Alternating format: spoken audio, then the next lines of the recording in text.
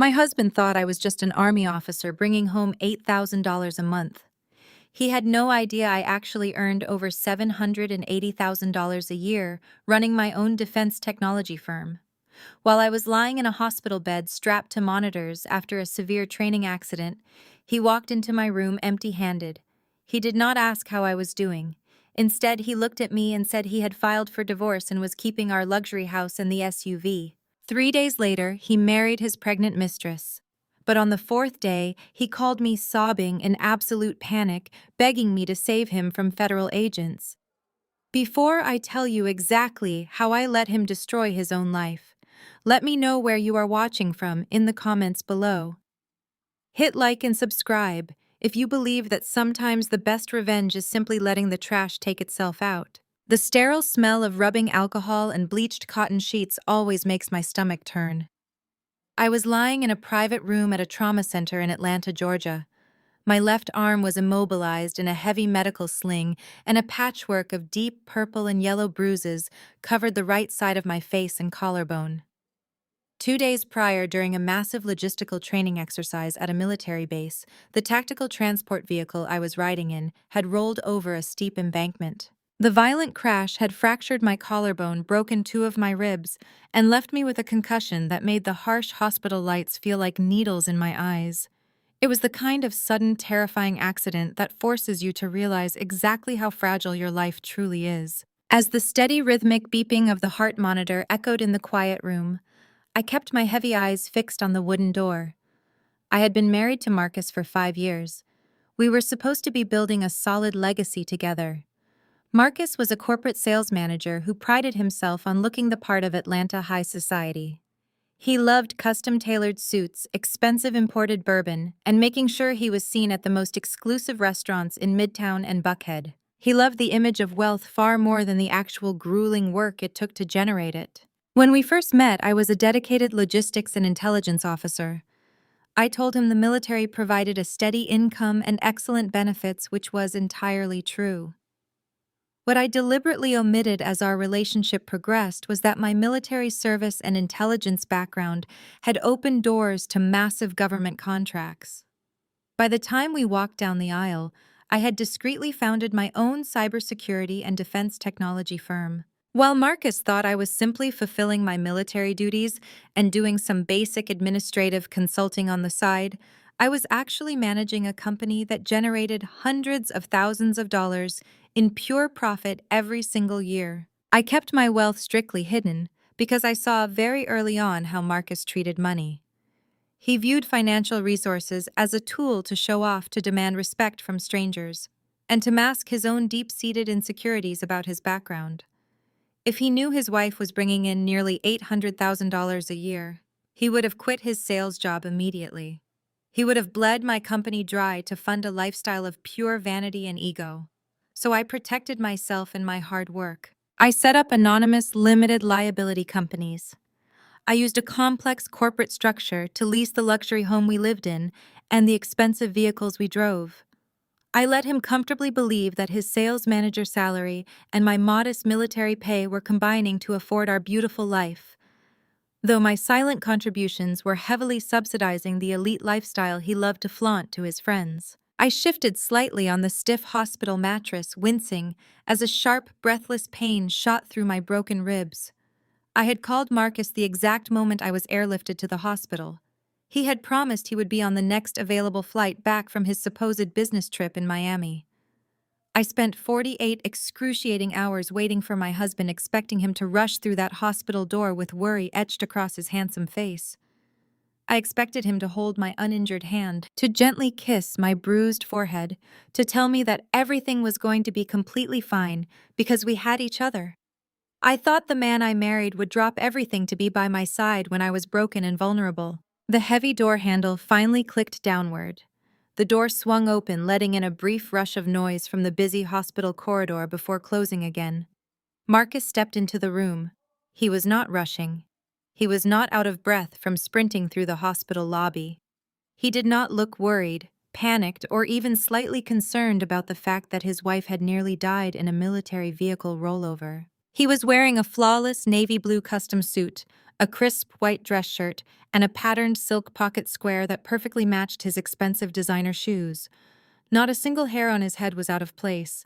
He smelled faintly of high-end cologne, and strangely of a sweet floral perfume that certainly did not belong to me or anyone in this medical facility. He carried no flowers to brighten the sterile room. He held no card to offer words of comfort. His hands were completely empty except for a sleek black leather portfolio tucked tightly under his arm. He stopped a few feet away from my bed and just looked at me. His cold eyes swept over my bruised face, the heavy medical sling holding my fractured arm, and the clear intravenous line feeding pain medication directly into my veins. There was absolutely no warmth in his gaze. There was no pity, no love, and no relief that I had survived. There was only a chilling, calculated emptiness that made my blood run cold. He looked away from me and focused on my combat uniform, which a kind nurse had neatly hung on a hanger in the corner of the room. He let out a short, dismissive scoff, rolling his eyes, as if my military service was nothing more than a childish hobby that deeply annoyed him. He walked over to the small vinyl visitor chair next to my bed. Instead of sitting close to comfort me, he casually brushed imaginary dust off the seat and sat down, carefully adjusting his tailored trousers so they would not wrinkle. He did not ask how I was feeling. He did not ask what the trauma doctors had said about my recovery timeline or if I was in pain. He simply unzipped his black leather portfolio with agonizing slowness. He pulled out a thick stack of formal legal documents and tossed them carelessly onto the foot of my hospital bed. The heavy papers landed against my thin hospital blanket with a dull, dismissive thud. I stared at the documents resting by my feet, and then I looked back up at the man I had vowed to spend the rest of my life with. My throat felt incredibly dry, like it was lined with sandpaper. The physical pain in my ribs was suddenly entirely eclipsed by the crushing emotional shock paralyzing my chest. Marcus leaned back in the visitor chair, crossing one perfectly tailored leg over the other, looking at my broken body with an expression of pure, unadulterated arrogance. He did not waste time with pleasantries or fake sympathy. He simply looked at me trapped under the stark fluorescent lights and declared that he was done pretending. He said he could no longer live this exhausting lie with a woman who prioritized dirt combat boots and field training over the needs of her own husband. His gaze drifted to my camouflage uniform hanging limply in the corner of the room, and a cruel, dismissive smile spread across his face. He pointed at the fabric and asked if I seriously expected a man of his professional caliber to spend the rest of his prime years waiting around for a woman who chased military deployments for pennies. He called my career a pathetic excuse to avoid my domestic responsibilities as a wife. Leaning forward and resting his elbows on his knees, he mocked my monthly paycheck with a sharp, arrogant laugh. He asked how long I actually thought a successful executive like him could tolerate a partner who barely brought home $8,000 a month. He painted himself as the ultimate victim in our marriage, claiming my meager government salary was a heavy anchor dragging down his massive ambitions in Atlanta high society. He complained bitterly about having to carry the financial weight of our relationship, acting as though his corporate sales salary was the only thing keeping us afloat in a world of luxury. I listened to every insulting word in complete silence. My military and intelligence training had taught me exactly how to control my breathing under intense pressure, and I used that skill now, keeping my face entirely neutral while he attempted to tear my dignity to shreds. Then he delivered what he clearly believed would be the fatal blow to my spirit. He smoothed the lapel of his custom suit jacket and announced that he had found someone else. Someone who actually understood how to treat a successful man. Her name was Chloe.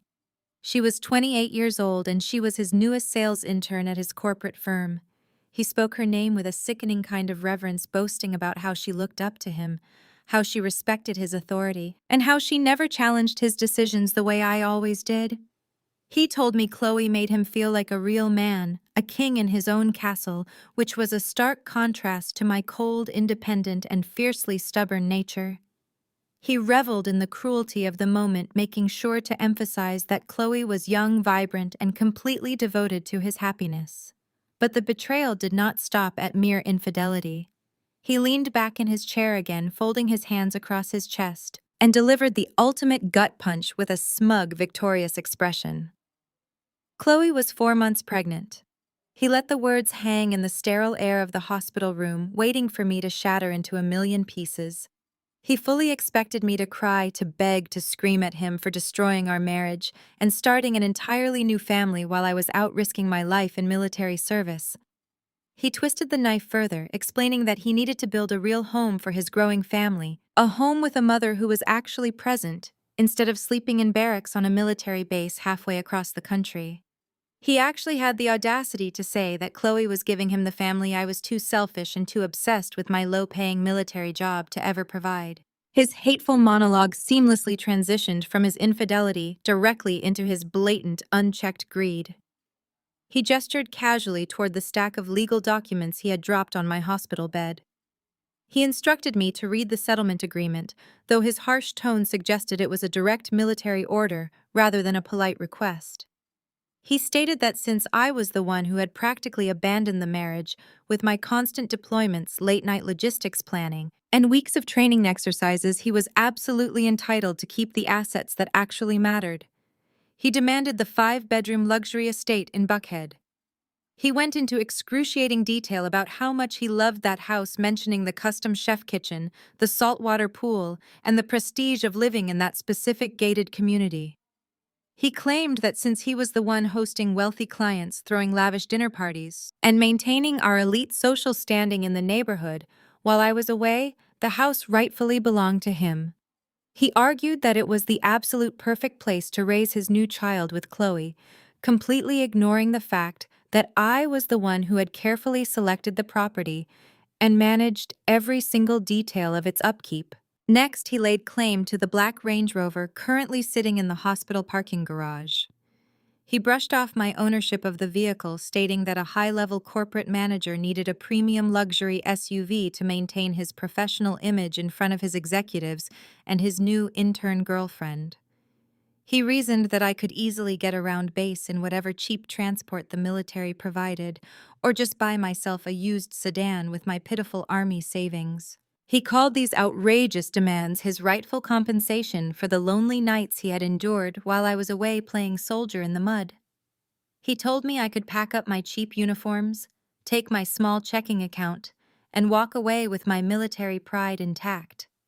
He warned me not to fight him in court, threatening to drag my name through the mud, hire the most ruthless divorce attorneys in Atlanta, and expose my supposed failures as a wife to my commanding officers. He said he would make sure I left the marriage with absolutely nothing if I dared to contest his demands. He was heavily banking on the assumption that I was a financially dependent, heartbroken woman who would simply surrender to his aggressive tactics rather than face a messy, highly publicized divorce. He looked at my broken body, hooked up to monitors and IV lines, and assumed I was completely powerless to stop him from taking everything I had worked for. He truly believed he had backed me into a corner from which I could never recover. The heavy silence in the hospital room stretched out for what felt like an eternity. Marcus sat back in the cheap vinyl visitor chair with a deeply satisfied expression resting on his face. He watched my chest rise and fall under the thin hospital blanket, waiting for the inevitable explosion. He was fully braced for the tears, the screaming, the desperate begging. He expected me to shatter. He wanted me to shatter. He wanted the ego boost of watching his military wife fall to pieces over the revelation that he was leaving her for a 28-year-old intern who was carrying his child. He shifted his weight, crossing his arms over his tailored suit, a man entirely ready to soak up my devastation and use it as validation for his ultimate betrayal. Instead, I gave him absolutely nothing. My military training and years of high-stakes corporate negotiations kicked in, flooding my system with a chilling, hyper-focused clarity. Panic is a luxury you cannot afford when you are caught in an ambush, and right now, my husband was an enemy combatant who had just walked blindly onto a battlefield he did not understand. I did not shed a single tear. I did not raise my voice. I did not ask him a single question about Chloe or the baby or how long this pathetic affair had been going on behind my back. The emotional trauma was completely compartmentalized, locked away behind a titanium wall in my mind. Slowly fighting the agonizing ache in my fractured collarbone, I reached out with my uninjured left hand. My fingers brushed against the thick stack of legal documents he had thrown onto my bed. The rustle of the heavy paper was the only sound competing with the rhythmic beeping of my heart monitor. Marcus narrowed his eyes, his smug smile faltering just a fraction. This was not the reaction he had scripted in his head. He watched in complete bewilderment as I pulled the black leather portfolio closer to my lap. I reached over to the rolling plastic tray table beside my bed and picked up a cheap blue ballpoint pen left behind by one of the trauma nurses. I flipped open the cover of the divorce settlement. I bypassed the standard introductory clauses, the declarations of irreconcilable differences, and the waiver of alimony. I had absolutely zero interest in his petty demands for a clean break. I went straight to Schedule A, the section detailing the division of marital assets and liabilities. My eyes rapidly scanned the dense legal text his overpriced Atlanta divorce attorney had drafted. There it was, printed in stark black and white. Marcus was asserting sole ownership and exclusive rights to the 5-bedroom estate in Buckhead. Right below that, he laid claim to the black Range Rover. The contract specifically stated that by retaining these assets, Marcus voluntarily assumed all current and future liabilities, debts, and financial obligations associated with the properties in question.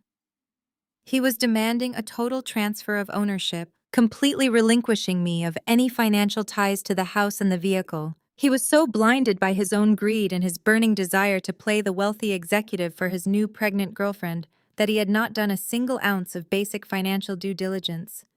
He just assumed that because we lived in the house and drove the car, they functioned under a standard residential mortgage and a typical auto loan. He assumed the equity was his for the taking. He assumed he was walking away a millionaire.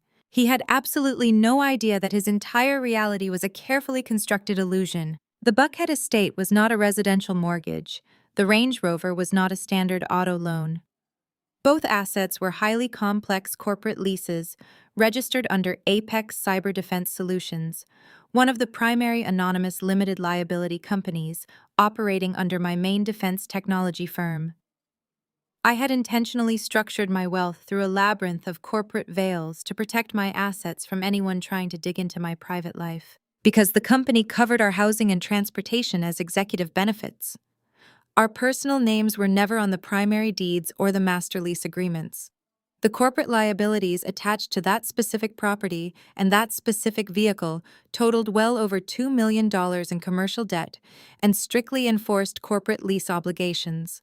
By aggressively demanding to take over these specific assets in a legally binding divorce decree, Marcus was not securing a luxury lifestyle. He was legally ripping a $2 million corporate debt anchor away from my highly profitable company and chaining it directly around his own personal fragile neck. His attorney had clearly rushed the paperwork, likely taking Marcus at his arrogant word about the nature of his marital assets, without conducting a proper forensic audit of the deeds. I held the pen over the signature line. For a fraction of a second, I looked at the letters forming his name on the contract. He thought he was robbing me blind. He thought he was leaving a crippled, low-income army officer to rot in a hospital bed while he rode off into the sunset to play house with his intern. He was demanding the executioner switch off the safety. All I had to do was pull the lever. I clicked the pen. I pressed the ballpoint to the paper and signed my name on the dotted line. The blue ink bled deeply into the thick parchment. I flipped to the second page and signed again. I turned to the final addendum and delivered my third signature. The entire process took less than 30 seconds. 30 seconds to finalize the complete and total annihilation of his financial future. I closed the black leather portfolio with a sharp snap. I held it out toward him, my face a completely unreadable mask of absolute calm. Marcus stared at the portfolio in my outstretched hand, utterly dumbfounded. He blinked rapidly, clearly thrown off balance by the sheer speed and lack of resistance. He reached out and slowly took the folder from my grasp. He opened it, his eyes darting to the signature lines just to verify that I had actually signed away everything he demanded. When he saw my clear, decisive handwriting confirming his total victory, A loud, breathy laugh escaped his lips. It was a sound of pure, unadulterated triumph mixed with supreme arrogance. He looked down at me, shaking his head, as if I was the most pathetic creature he had ever encountered. He told me I had made the smart choice, noting that fighting him in court would have completely bankrupted my sad little military savings. He adjusted his expensive silk tie, his chest puffing out with the pride of a man who believed he had just conquered the world without breaking a single sweat. He offered no parting words of comfort, no final apology for the destruction of our marriage. He simply turned on his heel, his expensive leather shoes clicking sharply against the linoleum floor. He walked out of the hospital room with his head held high, completely convinced he had just pulled off the heist of the century. The heavy wooden door swung shut behind him, the latch clicking securely into place. The sound of his footsteps faded down the bustling hospital corridor until there was nothing left but the steady rhythmic beeping of my heart monitor. The room fell dead silent. I was entirely alone. Slowly, the rigid military discipline holding my jaw tight began to relax. The camera perspective in the room seemed to drop, looking up at me from the foot of the hospital bed, capturing the exact moment the icy facade finally broke. The corners of my mouth twitched. A dark, terrifying, and deeply satisfied smile spread across my bruised features. The physical pain in my chest was completely washed away by a surging wave of pure adrenaline. Marcus had walked in expecting to break my heart, but he had just forcefully signed his own financial death warrant. He wanted the house, he wanted the car, he wanted the lifestyle. Now he was going to get every single terrifying consequence that came with them. The medical staff finally cleared my discharge 5 days after the collision. My fractured collarbone was tightly secured in a reinforced brace, and the dark bruises painting my face had faded into a dull, sickly yellow. I declined the military transport vehicle that my commanding officer offered.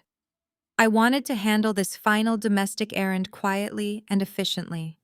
I hailed a standard city cab outside the hospital doors and gave the driver the address to the gated Buckhead estate. The ride across Atlanta was a quiet one. I sat in the back of the worn sedan watching the city skyline blur past the window, mentally inventorying the few personal belongings I actually needed to retrieve. Marcus had already made his grand exit, believing he had conquered my entire world. Now I just needed to collect my military service records, my personal laptops, and a few family heirlooms before leaving him to the corporate slaughterhouse he had so eagerly signed up for. The cab turned off the busy main road and glided onto the quiet, tree-lined streets of the ultra-wealthy neighborhood. The sprawling mansions sat far back from the road, hidden behind wrought iron gates and perfectly manicured privacy hedges. This was the exact lifestyle Marcus had always craved, an environment built entirely on status appearance and the desperate need to prove you belonged among the elite. As the taxi rounded the final corner and approached our driveway, the driver suddenly hit the brakes. He let out a low whistle, shaking his head at the spectacle unfolding on the sprawling front lawn. I leaned forward, peering through the windshield. I expected Marcus to be difficult. I expected him to have changed the locks, or perhaps boxed up my clothes and left them in the garage. I did not expect a full-scale, coordinated eviction happening in broad daylight for the entire neighborhood to witness. 3 heavy-duty moving trucks were parked haphazardly across the circular driveway. A crew of hired movers was marching in and out of the massive mahogany front doors, carrying heavy cardboard boxes and black industrial garbage bags. Instead of loading these items into the trucks, they were actively hurling them onto the pristine green grass of the front lawn. My personal belongings were being treated like toxic waste. Standing at the top of the stone steps orchestrating this humiliating display were the 2 women who had spent the last 5 years making my life a masterclass in psychological endurance. My mother-in-law Beatrice was pointing a manicured finger at a mover barking orders with the shrill entitled authority she reserved exclusively for service workers and me. She was wearing a silk blouse and oversized designer sunglasses, fully dressed for an audience. To her right stood Jessica, my brother-in-law, Damon's wife. Jessica was a wealthy, privileged white woman who had married into the family and immediately appointed herself the gatekeeper of their social standing. She was dressed in pristine white tennis apparel, holding an iced matcha latte in one hand, while using the other to casually wave a mover toward a pile of my winter coats. The sheer audacity of the scene was breathtaking. They were not just packing my things, they were making a deliberate, highly visible statement. They wanted the wealthy neighbors to see the low-earning military wife being unceremoniously tossed out into the street to make room for Marcus's new supposedly superior life. I paid the cab driver, handed him a generous tip, and asked him to pop the trunk. I stepped out of the vehicle, the humid Georgia heat immediately pressing down on my shoulders. Every step sent a dull throb radiating through my broken ribs, but I forced my posture into strict military alignment. I walked up the long, paved driveway, my eyes scanning the wreckage of my personal space. I saw my expensive custom-tailored civilian suits shoved carelessly into transparent garbage bags. I saw a box of my favorite books dumped upside down, their spines cracked against the pavement. I even saw my military commendations and framed certificates stacked precariously near a lawn sprinkler. Beatrice spotted me first. She lowered her designer sunglasses slightly, her lips twisting into a familiar, condescending sneer. She nudged Jessica, and both women turned their full attention to my slow, deliberate approach. They stood shoulder to shoulder on the elevated porch, physically blocking the entrance to the house like a pair of high society guard dogs. Beatrice crossed her arms over her chest, looking down at my medical sling and civilian clothes with utter disdain. She did not ask how I was healing. She did not express a single ounce of relief that I was walking and breathing. Instead, she let out a theatrical sigh as if my mere presence was a massive inconvenience to her busy schedule. She loudly announced that it was about time I showed up to collect my garbage. She claimed Marcus was far too busy preparing the nursery for his new child to deal with the messy aftermath of his starter marriage. She spoke with a vicious kind of pride, proudly declaring that her son had finally woken up and realized he deserved a woman who actually prioritized a household over playing soldier in the dirt. Beatrice took a step down the stairs, her voice carrying across the lawn so the movers could hear every humiliating word. She told me she had personally hired this crew to scrub the house clean of my presence because Chloe was moving her things in by the weekend, and they could not have the new mother dealing with my lingering negative energy. I stopped at the bottom of the stone steps, maintaining a comfortable distance. I did not raise my voice. I simply looked at the chaotic pile of my belongings scattered across the grass, and then I looked directly into Beatrice's eyes. I noted that she had certainly taken a lot of initiative for a house she did not own. Before Beatrice could launch into another tirade about her son's rightful property, Jessica stepped forward. She took a slow, deliberate sip of her iced latte, looking me up and down with the specific brand of weaponized pity she had perfected over the years. Jessica tilted her head, her voice dripping with artificial sweetness. She told me I really needed to look at this situation as a blessing in disguise. She suggested that this highly demanding upscale neighborhood was never truly the right fit for someone with my specific background. She carefully emphasized the word background packing years of racial and class-based microaggressions into a single venomous syllable. She smiled sympathetically, explaining that Marcus needed a partner with true social refinement, someone who naturally understood the nuances of elite networking. She casually mentioned that Chloe came from a very good, well-connected family, implying heavily that my own hardworking military roots were a source of deep embarrassment for the Jackson family legacy. Jessica went on to offer me unsolicited, deeply insulting advice. She suggested I take whatever tiny settlement Marcus was generous enough to leave me and find a nice, modest apartment closer to the military base. She said I would feel much more comfortable surrounded by my own kind of people, people who understood the paycheck-to-paycheck lifestyle. She even offered to give me the number of a discount moving van service, claiming she felt bad watching me try to haul my cheap boxes with a broken arm. The two women stood there on the porch, completely unified in their mission to break my spirit. They wanted me to scream. They wanted me to cry on the front lawn to create a hysterical scene that they could record and use as proof of my instability. They wanted to feel powerful by making me feel utterly powerless. I stood my ground, my expression completely unbothered. The physical pain in my collarbone was entirely muted by the sheer electric thrill of what was actually happening. They were standing on the porch of a house that was generating thousands of dollars in corporate lease debt every single day. They were aggressively defending a financial sinking ship, completely unaware that the water was already rushing into the lower decks. I looked at the movers, who were awkwardly pausing their work, clearly uncomfortable with the hostile family drama unfolding in front of them. I recognized the moving company logo on their uniforms. It was a premium white glove service that charged exorbitant hourly rates. Marcus was bleeding his personal bank account dry just to fund this theatrical eviction, wasting money he was going to desperately need in exactly 72 hours. I turned my attention back to my mother-in-law and my sister-in-law. I let the silence stretch between us, allowing their smug smiles to falter just a fraction under my unwavering, deadpan stare. I did not defend my military service. I did not justify my background.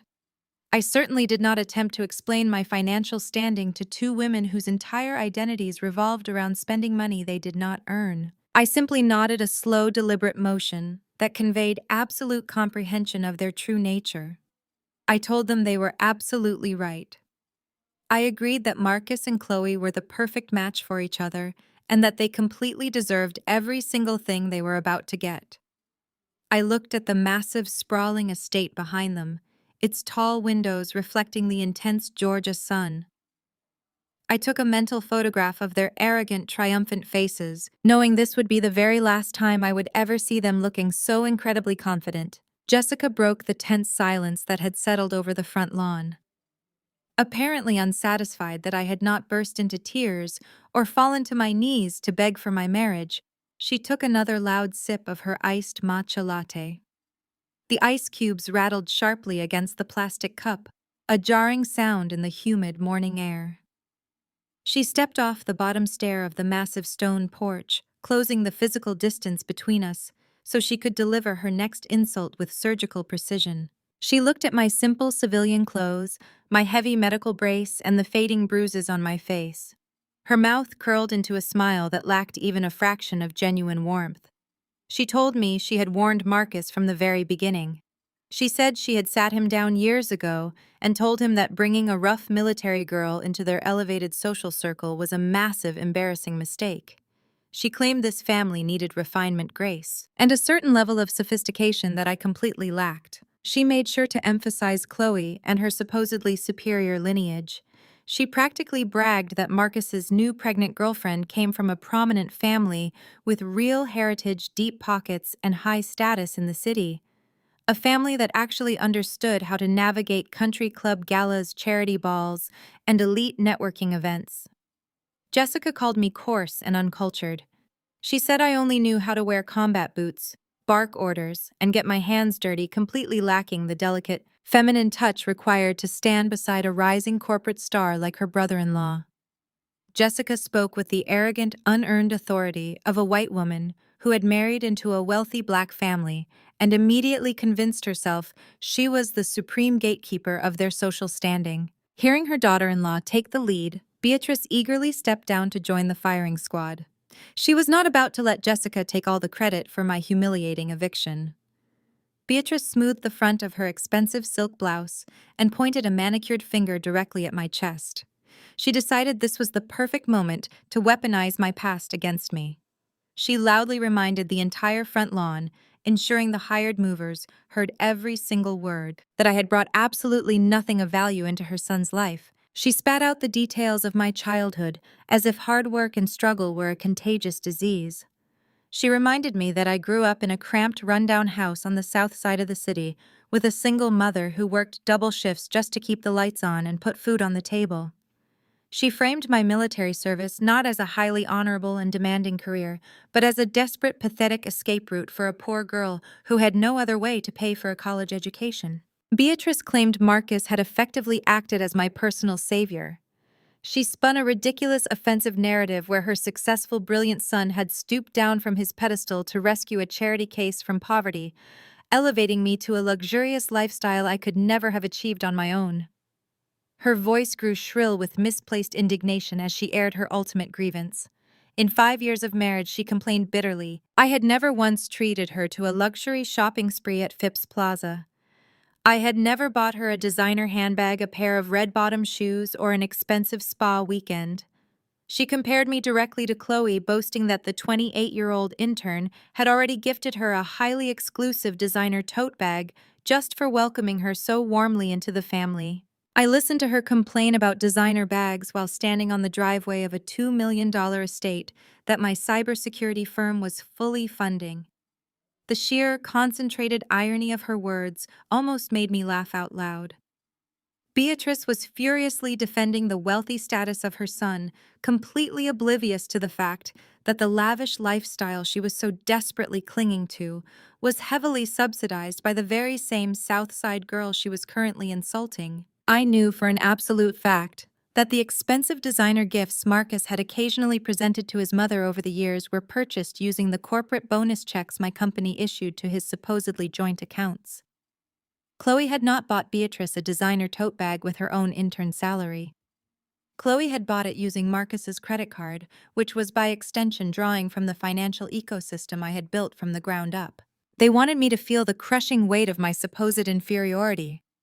They expected me to shrink under the reminder of my humble beginnings, but my past was not a source of shame. It was the exact forge that had hardened me into the kind of woman who could build a massive defense technology empire while managing to keep it entirely hidden from greedy parasites. My mother had worked double shifts so I could learn the uncompromising value of $1, a lesson Beatrice and Jessica had clearly never comprehended in their entire privileged lives. The military had not been a desperate escape. It had been a highly calculated strategic stepping stone that gave me the top-secret security clearance and the federal connections necessary to secure highly classified government contracts. I looked at the two women standing before me. They were absolutely hollow, their entire identities constructed around the logos on their handbags and the zip codes on their mail. I did not interrupt Beatrice as she continued her loud, aggressive rant. I let her exhaust herself watching the veins in her neck strain as she screamed about her son's rightful place in high society. The hired moving crew had completely stopped working. They were standing by the open doors of their trucks, exchanging deeply uncomfortable glances as they witnessed the brutal, unprovoked verbal assault. When Beatrice finally ran out of breath, she crossed her arms and waited for my response. Her chin tipped up in a textbook display of manufactured superiority. Jessica stood right beside her, taking another sip of her latte, looking incredibly pleased with their joint performance. I reached out with my good arm and calmly picked up a small framed photograph that had spilled out of a tossed cardboard box onto the grass. It was a picture of my late mother smiling proudly at my military academy graduation. I wiped a smudge of Georgia red clay from the glass and carefully tucked the frame into the single small duffel bag I had brought with me from the hospital. I turned my attention back to the two women. I kept my voice incredibly soft, forcing them to lean forward and strain their ears to hear me over the distant hum of Atlanta traffic. I thanked Beatrice for her honest feedback. I told her I deeply appreciated her sudden clarity regarding my background and my worth. I looked at Jessica and thanked her for her insightful analysis of my distinct lack of social grace. I agreed that Marcus absolutely needed someone exactly like Chloe to help him navigate his highly complex financial future. I promised them both that they would be hearing from Marcus very soon regarding his new elevated lifestyle. I promised them that the coming days would be a massive, unforgettable revelation for the entire Jackson family. I did not wait for them to formulate a response to my promise. Reaching into the front pocket of my civilian trousers with my uninjured hand, I pulled out the heavy set of keys to the estate. The solid metal key ring caught the harsh glare of the morning sun. I took 3 deliberate steps up the stone staircase, completely ignoring the way Jessica instinctively took a half step backward. I walked right past them toward the expensive glass and wrought iron patio table sitting on the veranda. I dropped the keys directly onto the center of the glass. The sharp, heavy clatter echoed loudly across the porch, making both women jump slightly. "Make yourselves at home," I said, my voice perfectly smooth and completely devoid of any anger. "I truly hope Marcus has the stamina to keep up with the upcoming bills." Beatrice scoffed loudly, quickly recovering her arrogant posture. She told me not to worry about her son's finances, bragging that a man of his corporate stature could easily handle the upkeep of a proper family estate without my pathetic military contributions. I simply smiled, a genuine, terrifying smile that seemed to finally unsettle her. I turned my back on them and walked down the steps. Before my boots hit the pavement of the driveway, the deep, barely audible purr of a V12 engine broke the tension in the air. A pristine midnight black Mercedes-Benz S-Class glided smoothly up the long driveway. It moved with the kind of silent, heavy grace that commanded immediate attention, effortlessly maneuvering around the chaotic, noisy moving trucks. The deeply tinted windows hid the interior completely, adding an air of absolute, untouchable privacy. The vehicle rolled to a gentle stop right at the base of the stone steps, exactly where I was standing. The driver's side door opened instantly. A tall, broad-shouldered man wearing an immaculate charcoal gray tailored suit and a crisp black tie stepped out. He moved with strict, practiced precision. He walked briskly around the front of the luxury sedan, stopping to give me a sharp, respectful nod. "Good morning, ma'am," he said, his deep voice carrying clearly across the lawn. "I apologize if you were kept waiting." He reached out and gently took the small scuffed duffel bag from my good hand, treating the cheap canvas bag as if it held the crown jewels. I glanced back over my shoulder at the porch. The sheer shock paralyzing Beatrice and Jessica was a masterpiece. Jessica had completely frozen, her iced latte suspended halfway to her mouth. Her eyes were wide, darting frantically from the high-end luxury vehicle to the professional driver and then back to my bruised face. Beatrice looked like she had just been physically struck. Her mouth hung slightly open, her mind desperately scrambling to process how the broke, uncultured military girl she was just verbally abusing was currently being treated like visiting royalty. But cognitive dissonance is a powerful force, especially for women whose entire identities rely on feeling inherently superior. I watched the exact moment they forced their brains to reject the reality unfolding in front of them. Beatrice let out a loud, theatrical laugh that sounded entirely hollow. She turned to Jessica and loudly declared that I must have blown through my entire meager savings account just to rent a luxury driver for a single hour. She said it was a pathetic, desperate attempt to look successful while being thrown out on the street. Jessica eagerly latched onto the excuse, nodding vigorously. She sneered, commenting that people from my specific background always loved to waste their limited funds on flashy rentals, just to fake a lifestyle they could never actually afford. She said it was embarrassing to watch me play dress-up for an audience of movers. I did not bother to correct them. Their willful ignorance was the exact blind spot I was relying on. The driver opened the heavy rear passenger door for me. I stepped into the cavernous, climate-controlled interior of the S-Class. The scent of rich premium leather and subtle citrus completely erased the humid, oppressive air of the driveway. I settled into the plush seat, carefully adjusting my medical sling. The driver closed the door with a solid vault-like thud, instantly silencing the sounds of the moving crew and the harsh, grating voices of my in-laws. The car began to glide backward down the driveway, smooth and completely detached from the chaos outside. I reached into my pocket and pulled out my encrypted mobile phone. I bypassed my standard personal accounts and logged directly into my secure corporate network. I selected a number from my encrypted contacts and hit dial. It rang exactly twice before my lead corporate attorney answered. "Good morning, Maya," she said, her voice crisp and highly professional. "I received the scanned copies of the divorce addendums you sent from the hospital." "Are the signatures verified and legally binding?" I asked, watching the wrought iron gates of the Buckhead estate close behind my car for the very last time. "Absolutely," she confirmed. "Marcus Jackson has formally and legally claimed sole ownership and exclusive rights to the residential property in Buckhead and the Range Rover. The paperwork has been countersigned, filed, and time-stamped. He completely waived his right to a standard financial discovery period to rush the settlement, just as you predicted." I leaned my head back against the soft leather headrest. The physical pain in my body was entirely replaced by a rushing electric sense of absolute control. The trap was locked. "Excellent," I said softly. "Activate the liquidation clause immediately. Transfer all master lease agreements out of the holding company and formally dump the debt directly onto his personal name as per the signed addendum." Sever all corporate autopay connections tied to that address and that vehicle. Let Marcus have all of his assets. My attorney let out a low, knowing chuckle. Consider it done. The property management firm and the commercial auto leasing agency will be notified of the transfer of liability within the hour. Without the corporate umbrella shielding those accounts as a guarantor, the massive personal debt-to-income ratio will trigger an immediate red flag across his entire financial profile. They will run a credit check to see if he qualifies to carry a $2 million mortgage and a $140,000 vehicle lease on his own. He makes exactly $120,000 a year before taxes, I noted calmly.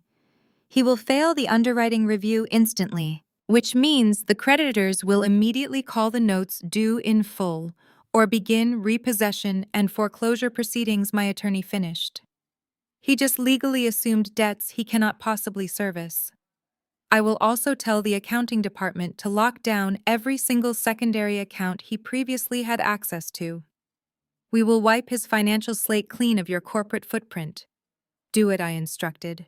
I want him completely isolated in his new wealth. I ended the call and placed the phone on the sleek leather console. I looked out the tinted window as the Mercedes accelerated onto the highway, leaving the suffocating image-obsessed world of Marcus Jackson far behind. He wanted to take everything I had. He wanted to strip me down and leave me with nothing but my military pride. But in his desperate, arrogant rush to steal my life, he had just willingly swallowed a ticking time bomb. The countdown had officially started, and he was completely deaf to the sound of his own incoming destruction. The black Mercedes-Benz S-Class merged seamlessly into the heavy mid-morning traffic of downtown Atlanta, leaving the manicured quiet wealth of the suburbs far behind. The driver navigated the bustling city streets with practiced precision, eventually turning down a heavily secured private alleyway, tucked between two massive commercial structures. We descended into the subterranean restricted parking garage of a towering 70-story glass and steel skyscraper that dominated the city skyline. This was not a building that rented out shared co-working spaces. This was a fortress of modern commerce, and I owned the master lease. The vehicle pulled up to a set of reinforced blast-proof doors flanked by two armed security personnel in dark tailored suits. The moment the car rolled to a halt, both guards instantly snapped to attention, their posture rigid and respectful. My driver opened my door, and I stepped out onto the polished concrete floor. I did not need to show an identification badge or sign a visitor log. The security detail simply nodded, swiping a highly classified keycard to activate the private executive elevator reserved strictly for top-tier personnel. The camera angle shifts to a smooth, relentless Steadicam tracking shot, locking in closely right behind my shoulder as I step into the spacious elevator car. The ride to the top floor is completely silent, the high-speed mechanics engineered to perfection. When the heavy stainless steel doors finally slide open, the camera follows my every step as I walk out into a sprawling, hyper-modern corporate reception area. The space is breathtaking. Floor-to-ceiling windows offer a panoramic, unobstructed 360-degree view of Atlanta. The floors are poured resin gleaming under strategic high-contrast recessed lighting. Dominating the massive accent wall behind the sleek reception desk is a massive illuminated brushed steel logo. Apex Cyber Defense Solutions. This was my empire. As I walked down the central corridor, the true scale of my professional life was finally laid bare. The open concept floor plan was humming with the quiet, intense energy of hundreds of brilliant minds at work. Rows of top-tier software engineers, military logistics analysts, and cybersecurity experts sat behind multi-monitor setups, actively managing encrypted data streams and monitoring global defense networks. These were not entry-level interns fetching coffee. These were elite professionals holding federal security clearances, and they all worked for me. As I moved past the glass-walled conference rooms and bustling workspaces, the environment reacted to my presence. Department heads paused their intense strategy discussions to give me sharp, respectful nods. Senior analysts stepped aside in the hallways, offering polite greetings of "Good morning, Madam CEO." There was no condescension here. There were no microaggressions about my background or my military uniforms. In this building, I was not Marcus Jackson's inadequate, low-earning wife. I was the absolute undisputed apex predator in a highly competitive male-dominated industry. I reached the end of the corridor and pressed my thumb against a biometric scanner mounted next to a set of heavy frosted glass doors. The scanner flashed green, and the doors glided open to reveal my personal executive suite. The office was massive, designed with a sleek minimalist aesthetic that projected absolute authority. A massive mahogany desk sat in the center of the room, completely clear of clutter, save for a single secure communication terminal linked directly to the Department of Defense. Waiting for me inside the office were my three most trusted executives. My chief financial officer, an older, sharply dressed veteran named David, stood by the window, reviewing data on a tablet. My chief operating officer, a brilliant strategist named Sarah, who had served alongside me during my first overseas deployment, was pouring a fresh cup of black coffee. My lead corporate counsel, the same attorney I had spoken to in the car, sat at the long conference table reviewing a stack of heavily redacted contracts. They all turned as I entered their eyes, immediately dropping to the heavy medical sling holding my fractured collarbone and the fading bruises coloring my face. "You look like you took a direct hit from a freight train." Sarah noted, her voice carrying a mix of professional concern and familiar military bluntness. She handed me the cup of black coffee, carefully placing it in my uninjured hand. "I survived the rollover," I replied calmly, taking a slow sip of the dark roast. "The physical damage is temporary. The structural changes I made this morning, however, are permanent." David stepped forward, handing his tablet to my attorney. He looked at me with a sharp, calculating expression. "We received the executed divorce addendums you sent from the hospital network. We also processed your verbal command to activate the corporate liquidation clause on the Buckhead estate and the luxury vehicle. I have to ask Maya, are you entirely sure you want to drop the hammer this quickly? He thinks he just won the lottery. The financial whiplash is going to be catastrophic."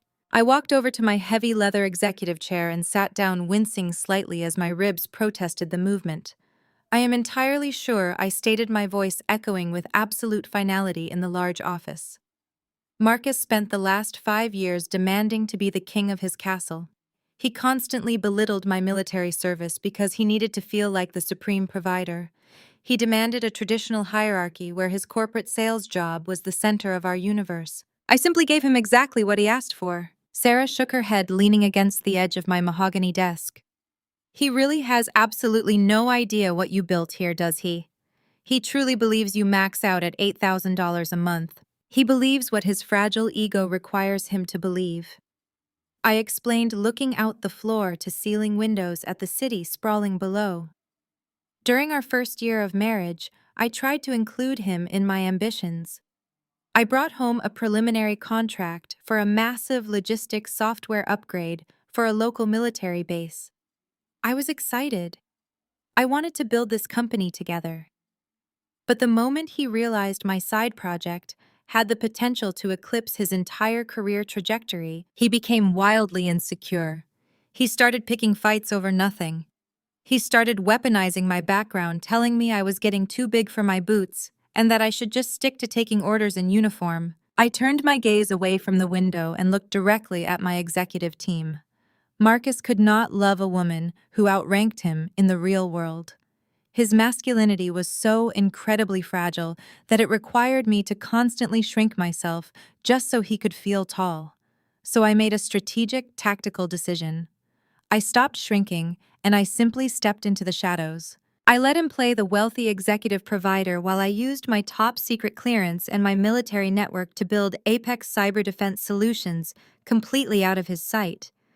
I structured my $780,000 annual executive salary to bypass our joint accounts, entirely funneling it directly into an ironclad trust. David nodded, tapping his fingers against the polished wood of the conference table. "And now he has legally demanded to keep the assets that this company was secretly leasing to maintain his precious illusion of wealth." "Exactly," my attorney chimed in, adjusting her glasses as she reviewed the digital files on the tablet. "By signing those divorce addendums, Marcus Jackson officially assumed $2.4 million in corporate lease liabilities. Because we have severed the corporate guarantor link, those debts are now falling squarely onto his personal credit profile. The credit bureaus are receiving the massive liability data dumps as we speak. The algorithms are currently updating his debt-to-income ratio in real time. How long before his financial ecosystem completely collapses? I asked, my voice carrying a chilling clinical curiosity. David checked his wristwatch, a predatory smile playing at the corners of his mouth.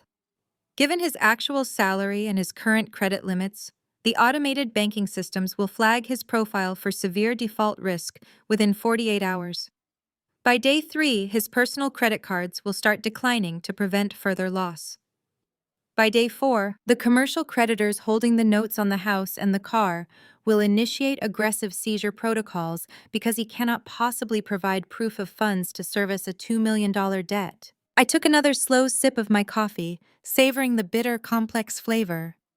Marcus had arrogantly boasted about throwing a massive high society wedding for Chloe in just 3 days. He was rushing into a new marriage to show off his stolen wealth to his wealthy in-laws and his corporate friends. He was planning to stand at the altar, flashing his stolen luxury life, completely blind to the fact that his entire financial foundation had just been rigged with high explosives. Let the automated systems do their work. I ordered, setting my coffee cup down on the desk. Do not interfere. Do not send him any warnings. Let him host his extravagant wedding. Let him smile for the cameras. Let him walk into his honeymoon believing he is the smartest man in Atlanta. I want him at the absolute highest possible peak of his arrogance when the gravity finally kicks in. My executive team nodded in perfect unison, fully understanding the ruthless, calculated nature of the trap. I turned my chair back toward the massive windows, watching the tiny cars move like ants on the highway below. Marcus had mocked my military discipline. He had laughed at my uniform. But he forgot the most basic fundamental rule of combat. You never go to war without knowing exactly who you are fighting. Marcus thought he was discarding a broken low-level soldier. He had no idea he had just declared war on a general who owned the entire battlefield. I turned away from the sprawling view of the Atlanta skyline and walked back to my place at the head of the heavy mahogany conference table. The adrenaline that had carried me through the humiliating encounter on my front lawn was now settling into a cold, hyper-focused calculation. I gestured for Evelyn, my lead corporate counsel, to project the digital copies of the divorce settlement onto the massive smart screen mounted on the boardroom wall. The room darkened slightly as the high-definition display hummed to life, casting a crisp blue light over the faces of my executive team. There it was, blown up to massive proportions for all of us to scrutinize. Schedule A of the Marital Dissolution Agreement. Evelyn picked up a laser pointer and directed a bright green dot toward the specific paragraphs detailing the property division. She began to break down the exact legal mechanics of the trap Marcus had so eagerly thrown himself into. She explained that Marcus did not just sign a standard residential quitclaim deed. His overpriced, heavily aggressive divorce attorney had drafted a blanket commercial indemnity and assumption of liability waiver, operating under the incredibly flawed assumption that the Buckhead estate was a traditional marital asset with standard homeowner equity. The attorney had clearly rushed the paperwork to secure a quick victory, completely bypassing standard financial discovery, because Marcus was so desperate to lock down the house before I could allegedly hide my meager military savings. Evelyn zoomed in on the property title information. The Buckhead estate was never zoned or financed as a residential family home. It was officially registered as an executive corporate retreat under Vanguard Holdings, LLC, one of the many anonymous subsidiary shells controlled entirely by Apex Cyber Defense Solutions. The black Range Rover sitting in the driveway was registered as a secure transport vehicle through our corporate fleet management division. By aggressively demanding sole ownership of these specific items, Evelyn noted, her voice carrying a sharp professional edge, Marcus formally severed the corporate guarantor link. The moment my signature hit that paper, Apex Cyber Defense Solutions was legally removed as the financial backer. All commercial lease liabilities attached to those assets immediately cascaded directly down onto his personal Social Security number. David, my chief financial officer, swiped his finger across his tablet, pushing a secondary financial model onto the main screen next to the divorce decree. He had run a shadow audit on Marcus's personal credit profile. David let out a dry, humorless laugh as he highlighted Marcus's actual debt-to-income ratio. Marcus brings home roughly $10,000 a month after taxes from his corporate sales position, David explained, tapping the screen to emphasize the numbers. However, he currently carries over $40,000 in personal credit card debt because he insists on buying custom suits and taking clients to luxury steakhouses to maintain his fabricated image. He essentially lives paycheck to paycheck using high-interest revolving credit to fund his ego. David then pulled up the terms of the corporate leases Marcus had just legally inherited. Commercial real estate loans do not operate on 30-year fixed-rate residential terms. They are structured as short-term, high-yield corporate notes. Because the primary corporate guarantor was abruptly removed through the divorce settlement, the commercial bank's automated underwriting software would instantly flag the account for a catastrophic risk audit. The bank will immediately execute the acceleration clause David stated with chilling certainty. Since Marcus cannot possibly prove he possesses the millions of dollars in corporate liquid assets required to secure a commercial estate loan of this magnitude, the bank will skip standard collections entirely. They will issue a demand for payment in full. The entire $2.2 million balance on the property will become due immediately. Sarah, my chief operating officer, leaned forward, resting her elbows on the polished wood of the table. She pointed out the sheer psychological brilliance of the timing. She noted that Marcus was currently planning a massive, highly publicized wedding celebration with Chloe. He was likely using his newly assumed status as the sole owner of a $2 million estate to secure short-term vendor contracts, bridge loans, and massive lines of credit for caterers, luxury venues, and floral arrangements. He honestly believed he was sitting on a goldmine of property equity that he could just casually refinance after the honeymoon to pay off his extravagant wedding debts. He is building a castle out of matchsticks on top of a landmine, Sarah observed, a ruthless smile playing on her lips. The Range Rover presents an even faster problem, Evelyn added, shifting the screen to display the fleet management protocols.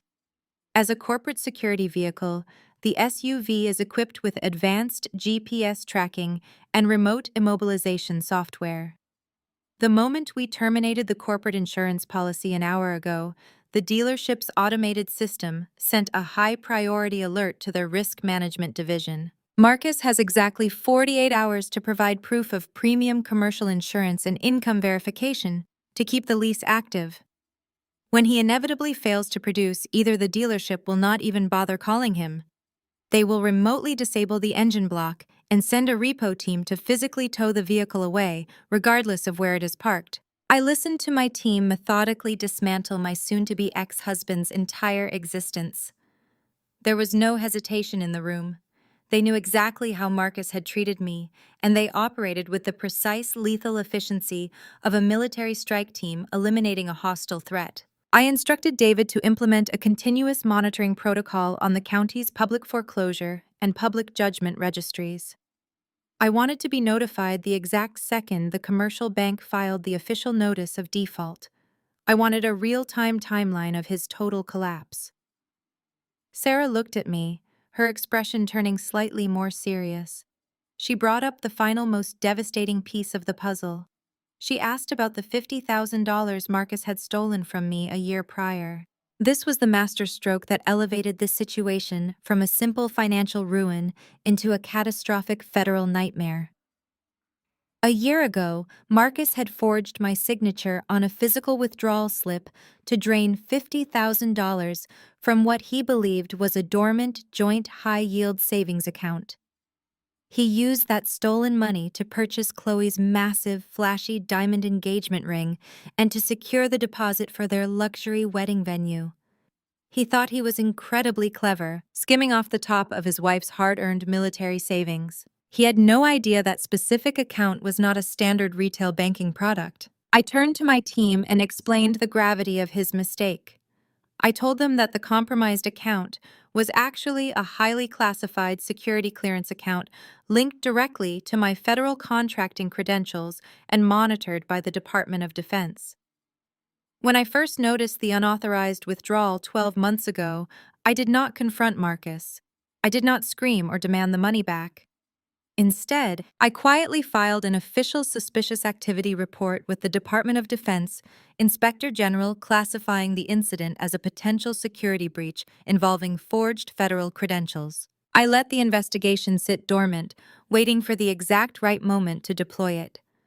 By initiating a hostile divorce, aggressively seizing corporate assets, and marrying his mistress Marcus, had effectively provided the federal investigators with the clear, undeniable motive for his financial crime. Evelyn removed her glasses, looking at me with an expression of profound professional awe. She slowly articulated exactly what this meant. By forging the signature of a high-level defense contractor to access restricted funds across state lines, Marcus did not just commit petty marital theft.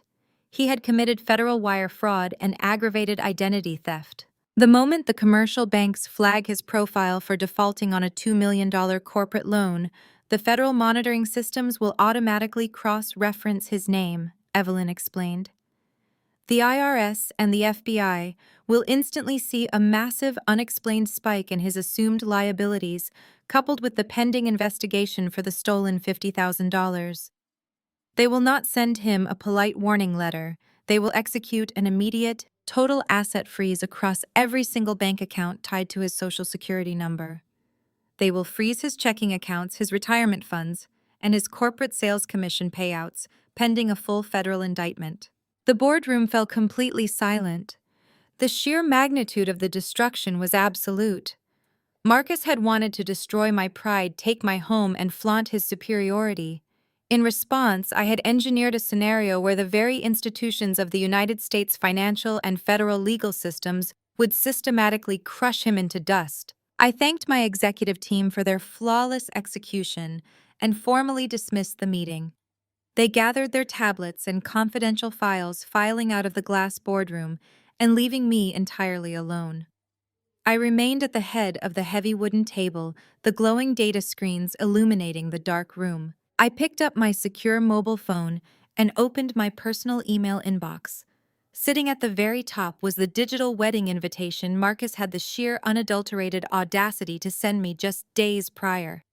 It was a garish, overly designed digital card featuring a professional engagement photo of him and Chloe. They were smiling brightly, standing in front of the Buckhead house he thought he had stolen from me. The text of the invitation boasted about an extravagant, black tie ceremony at an elite country club followed by a 2-week luxury honeymoon in the Maldives. I looked closely at the date printed in bold gold lettering. The wedding was scheduled for this upcoming Saturday. It was exactly 3 days away. The timing was nothing short of absolute poetic perfection. The automated commercial banking systems operated on strict 48 and 72-hour processing windows. The federal asset freeze protocols required a similar timeframe to propagate through the national banking network. Marcus was currently running around Atlanta spending money he did not have, racking up massive bills for caterers, florists, and photographers, all while standing proudly on a trapdoor that was mere seconds away from opening. He would walk down the aisle feeling like a king. He would raise a glass of expensive champagne at his reception, entirely convinced he had won the ultimate victory. The financial systems would hit critical mass exactly when he was boarding his first-class flight for his honeymoon, thousands of miles away from any legal counsel or financial advisors who could possibly help him. I locked my phone and slipped it into my pocket. I stood up, adjusting the strap of my medical sling, feeling stronger than I had in weeks. I walked out of the boardroom and headed back to my private office, ready to watch the greatest, most devastating performance of Marcus Jackson's entire life. The encrypted mobile phone resting on the polished surface of my mahogany desk suddenly buzzed with an incoming notification. The boardroom was completely quiet now. My executive team had departed, leaving me alone with the glowing digital displays and the sprawling twilight view of the Atlanta skyline. I reached for the device, expecting a routine update from my corporate legal team regarding the commercial lease transfers. Instead, the screen illuminated with a direct text message from Marcus. He could not simply walk away with what he thought was a multi-million-dollar victory. His fragile, deeply insecure ego absolutely required a victory lap. He needed to ensure I felt the exact sting of his perceived triumph. I opened the message. It contained a link to a custom digital event portal, accompanied by a single highly arrogant line of text. He wrote that he was sending this strictly so I could see what a real high-class wedding actually looked like, adding a pathetic suggestion that I try my best not to be too jealous of his new life. I maintained a perfectly blank expression as I clicked the link. The screen immediately filled with a garish, overly produced electronic wedding invitation. It featured a high-resolution, professionally shot engagement photograph of Marcus and Chloe. They were standing on the manicured front lawn of the Buckhead estate, smiling brightly into the camera. Chloe was wearing a designer silk dress that hugged her 4-month baby bump, and Marcus was wearing a custom-tailored suit, looking every bit the wealthy executive he so desperately pretended to be. However, my eyes did not linger on their smiling faces or the sprawling mansion in the background. My military intelligence training had taught me to instantly scan any visual data for anomalies, inconsistencies, and key pieces of evidence. My gaze immediately locked onto Chloe's left hand, which was resting prominently on Marcus's chest to deliberately showcase her jewelry. She was wearing a massive custom-cut diamond engagement ring. The stone was exceptionally large, set in a highly distinct vintage-inspired platinum band. I recognized the specific craftsmanship instantly. It was a signature design from one of the most exclusive high-end private jewelers located in the absolute center of the Buckhead shopping district.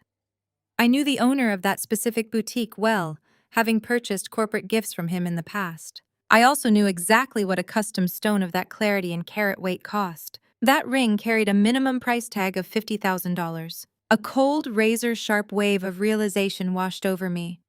Marcus earned exactly $120,000 a year before taxes.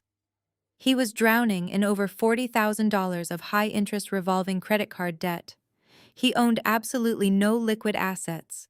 There was zero mathematical possibility that he had walked into an elite boutique and purchased a $50,000 diamond using legitimate personal funds or approved consumer credit. But I knew exactly where that money had come from. 12 months ago, my secure financial monitoring software had flagged an unauthorized withdrawal of exactly $50,000 from a joint access savings account. Marcus had walked into a physical bank branch, presented his identification alongside my supposedly signed authorization form, and requested a cashier's check for the full amount. He had forged my signature on the withdrawal slip, falsely claiming he had my explicit legal consent to drain the funds. He thought he was incredibly clever. He assumed it was just a generic high-yield military savings account where I parked my meager army bonuses. He likely convinced himself he was simply borrowing against our shared marital assets to fund a secret investment, which turned out to be a diamond ring for his young intern. When the alert hit my terminal a year ago, I pulled the digital copy of the withdrawal slip. I stared at the crude forgery of my handwriting. I had every legal right to confront him that very evening to demand the money back and to press petty theft charges. But I did not say a single word. I kept my mouth completely shut, smiling at him over dinner while I quietly allowed him to dig his own grave. I waited because Marcus was entirely ignorant of the catastrophic federal boundary he had just crossed. That specific bank account was not a standard retail consumer product. It was not managed by Chase or Bank of America. It was a highly classified, strictly restricted security clearance account administered through a specialized federal credit union. It was directly linked to my top-secret security clearance and my active federal contracting credentials with the Department of Defense. It was an account used to park heavily audited, cleared government funds related to national cybersecurity infrastructure projects. By physically walking into a bank, presenting a forged signature belonging to a cleared defense contractor, and transferring $50,000 of restricted federal funds across state lines to purchase personal luxury goods, Marcus did not commit a simple domestic dispute over marital money. He had committed clear, undeniable, and easily provable federal wire fraud. He had committed aggravated identity theft against a federal officer. I zoomed in on the high-definition photograph on my phone screen, staring at the glittering diamond on Chloe's finger. Marcus had literally photographed the stolen federal evidence and texted it directly to my personal device. he had gift-wrapped the absolute perfect motive for his financial crime and handed it to me on a silver platter. I set the mobile phone down on the polished mahogany desk. I reached out and opened my heavily encrypted corporate laptop. I bypassed the standard login screens using a multi-factor biometric authentication key, accessing the secure segmented hard drive where I kept my most sensitive intelligence files. I opened a folder labeled with Marcus's initials. Inside was a draft of an official suspicious activity report that I had compiled 12 months ago but had deliberately kept held in suspension. The report contained the time-stamped bank logs, the digital scan of the forged withdrawal slip, and a comprehensive breakdown of the unauthorized transfer of classified funds. I downloaded the high-resolution engagement photo from the electronic wedding invitation. I attached the image directly to the federal report, adding a clean, clinical set of digital annotations pointing to the custom diamond ring. I cross-referenced the date of the unauthorized $50,000 withdrawal with a receipt query from the specific Buckhead jeweler. The timeline matched flawlessly.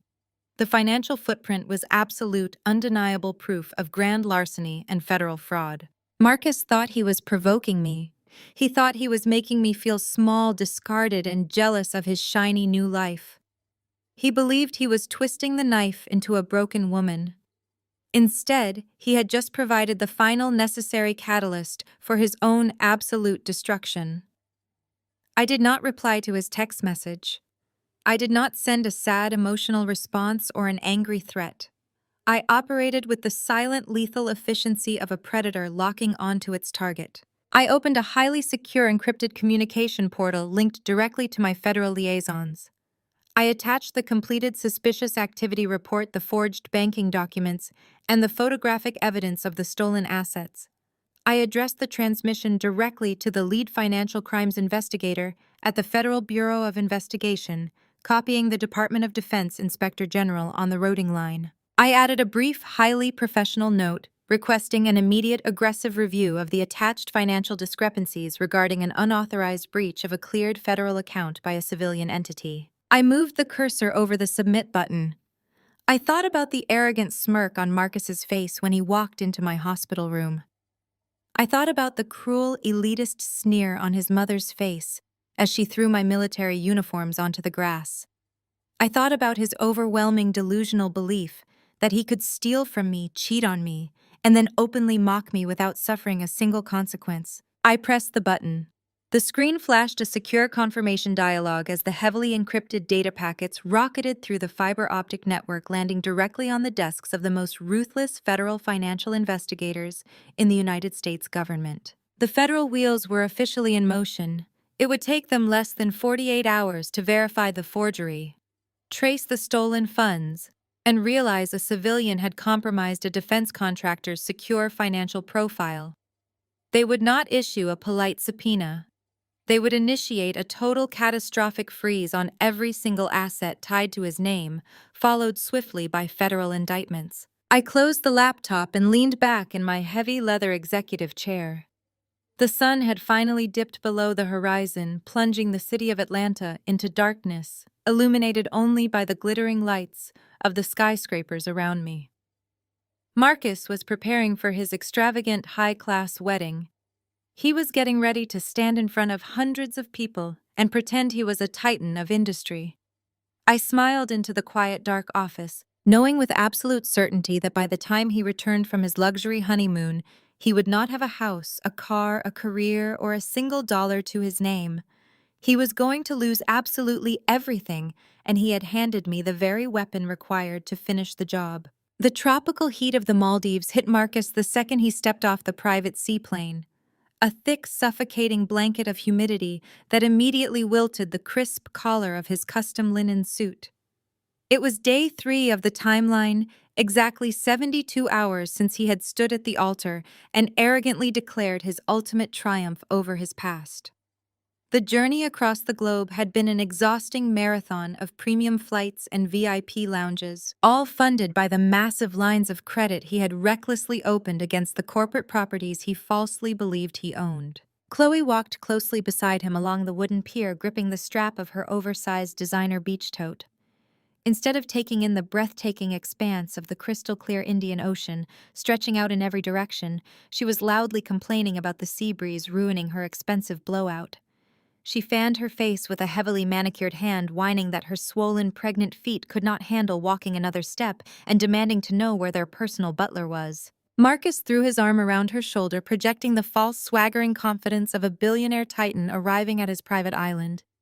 He assured her that the presidential overwater villa was fully prepared and waiting for them, promising her bottomless champagne and absolute luxury for the next 2 weeks. They entered the sprawling, open-air reception pavilion of the ultra-exclusive resort. The lobby was a masterpiece of architectural design featuring soaring, teak wood ceilings, polished marble floors, and the soothing sound of infinity pools cascading into the ocean. The space was dotted with genuine high-net-worth individuals lounging on plush sofas sipping imported cocktails. Marcus strutted directly up to the main concierge desk, bypassing a polite queue of waiting guests. He slapped his embossed leather passport holder onto the marble counter, loudly announcing his name and demanding the keys to his premium honeymoon suite. He spoke with the harsh, entitled tone of a man desperate to prove to every single person in the room that he possessed vast, unlimited wealth. The concierge, an immaculately dressed professional who was entirely accustomed to handling actual royalty and legitimate corporate elites, greeted Marcus with a flawless, practiced smile. He offered them chilled eucalyptus-scented towels and a pair of crystal flutes filled with sparkling water.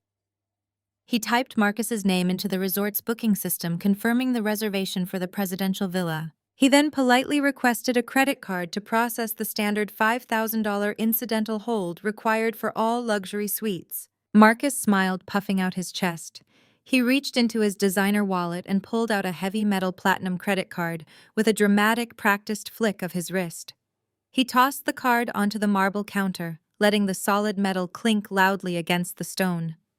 It was a card carrying a massive spending limit, one he had recently acquired by leveraging the inflated fraudulent income statements tied to the Buckhead estate. He wrapped his arm around Chloe's waist, pulling her close, entirely ready to be handed the keys to his stolen kingdom. The concierge inserted the heavy metal card into the digital processing terminal. The machine whirred quietly for 2 seconds. A sharp negative beep echoed across the marble counter. The concierge frowned slightly, maintaining his professional composure. He discreetly tapped the screen, apologizing for the slight technical delay, and ran the chip a second time. The machine emitted the exact same sharp, rejecting beep. The digital display flashed a stark red message reading, "Transaction declined." The concierge politely slid the heavy metal card back across the counter.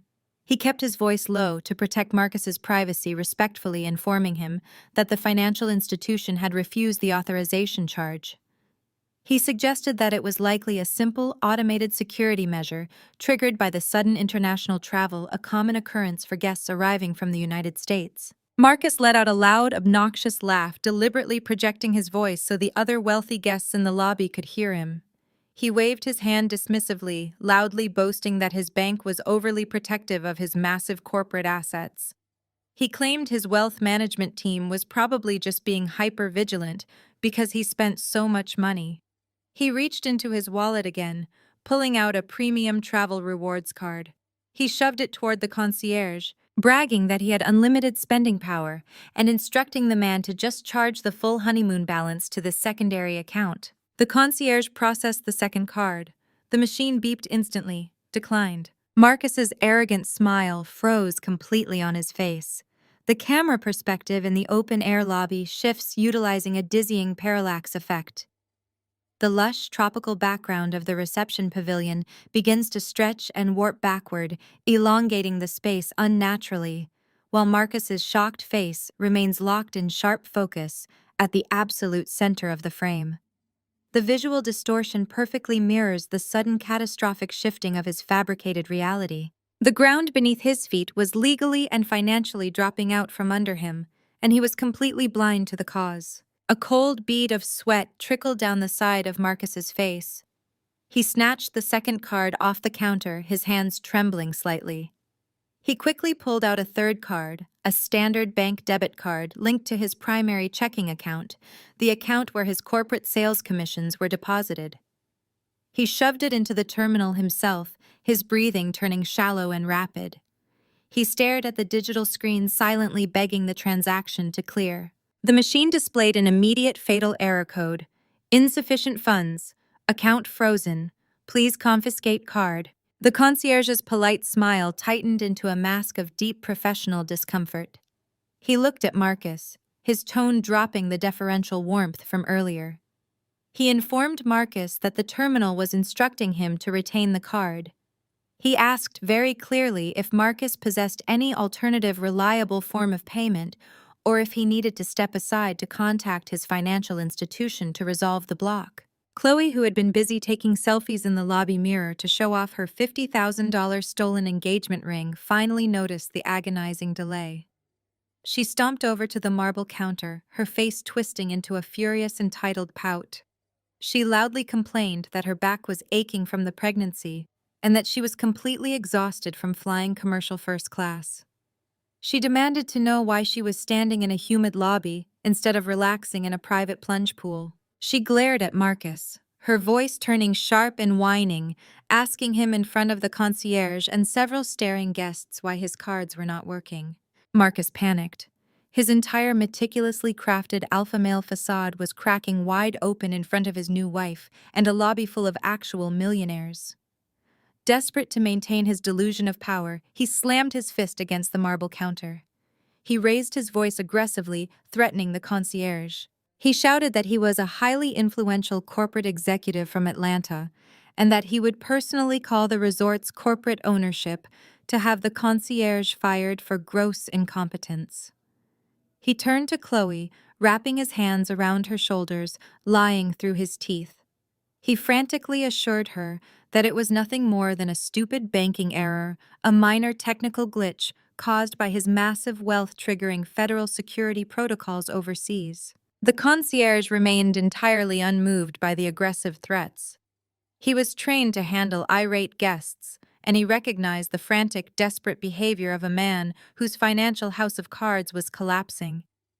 He calmly slid Marcus's declined credit cards back across the counter, refusing to hand over the confiscated debit card. He maintained strict, unwavering eye contact with Marcus, stating that without a valid authorization for the security deposit, resort policy strictly prohibited releasing the keys to the presidential villa. He politely gestured toward a secondary waiting lounge in the corner of the pavilion, informing Marcus that their luggage would be held by the bell desk until valid payment could be secured. Chloe let out a loud, dramatic groan of absolute disgust. She crossed her arms tightly over her chest, throwing a massive tantrum right in the middle of the luxury pavilion. She accused Marcus of ruining her perfect honeymoon aesthetic, complaining that her friends back in Atlanta were waiting for her villa tour live stream. She turned on her heel and stomped over to the waiting area, throwing herself onto a rattan sofa and glaring daggers at the man she had just married for his money. Marcus stood frozen at the marble counter, the blistering tropical heat suddenly feeling like a freezer. He gathered his useless pieces of plastic, his hands shaking violently now. He pulled his smartphone from his pocket, staring blindly at the screen. He pulled up his banking application, fully intending to call his international concierge line to clear the fraud alert. He had absolutely no idea that he was not dealing with a simple travel block. He did not know that thousands of miles away, the Federal Bureau of Investigation, the IRS, and the commercial auto leasing agencies had simultaneously executed a total catastrophic asset freeze on every single account tied to his Social Security number. He tapped the call button, listening to the dialing tone echo in his ear, standing entirely alone in paradise, while his entire life burned to the ground back home. The automated dialing tone echoed in his ear, a monotonous pulse that did absolutely nothing to calm his racing heart. Marcus gripped his smartphone so tightly, his knuckles turned a sickly shade of white. He stood in the corner of the lavish open-air reception pavilion, sweating profusely through his custom linen suit, aggressively tapping his foot against the polished marble floor.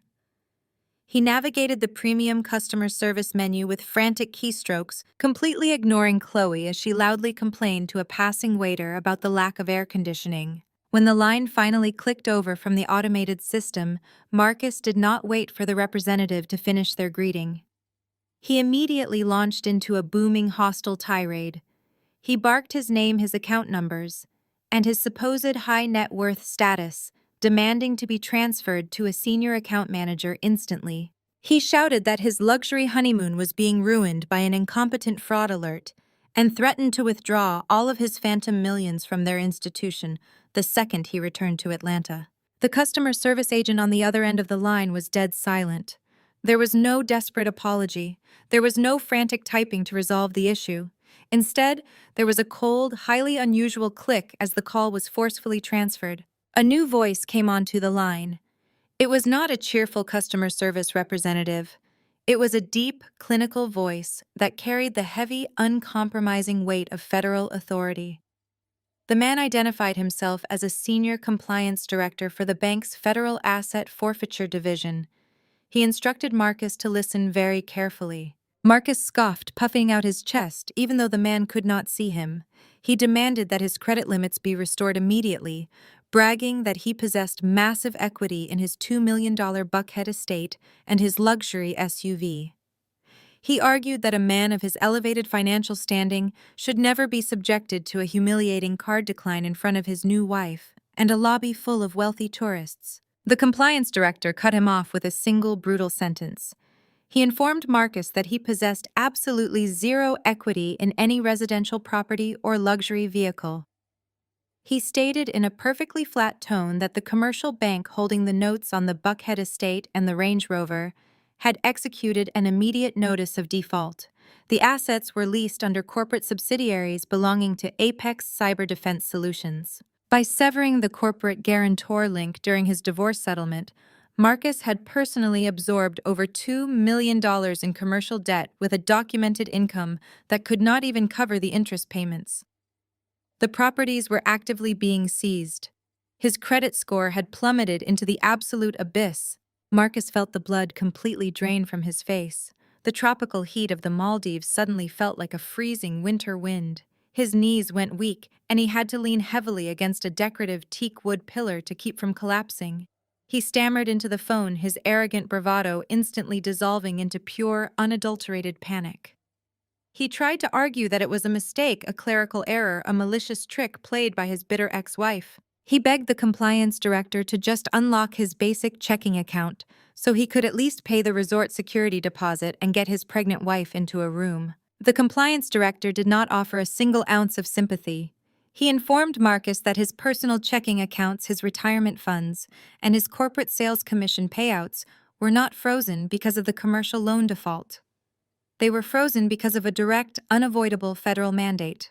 The man on the phone explained that exactly 72 hours ago, the bank had received an emergency directive from the United States Department of the Treasury and the Federal Bureau of Investigation. An active federal warrant had been issued for Marcus Jackson. Marcus stopped breathing entirely. The world around him seemed to slow to a terrifying crawl. He asked, his voice trembling uncontrollably, what possible reason the FBI would have to freeze his accounts. The compliance director delivered the fatal blow with surgical precision. He stated that 12 months ago, a fraudulent withdrawal of exactly $50,000 had been executed at a local branch.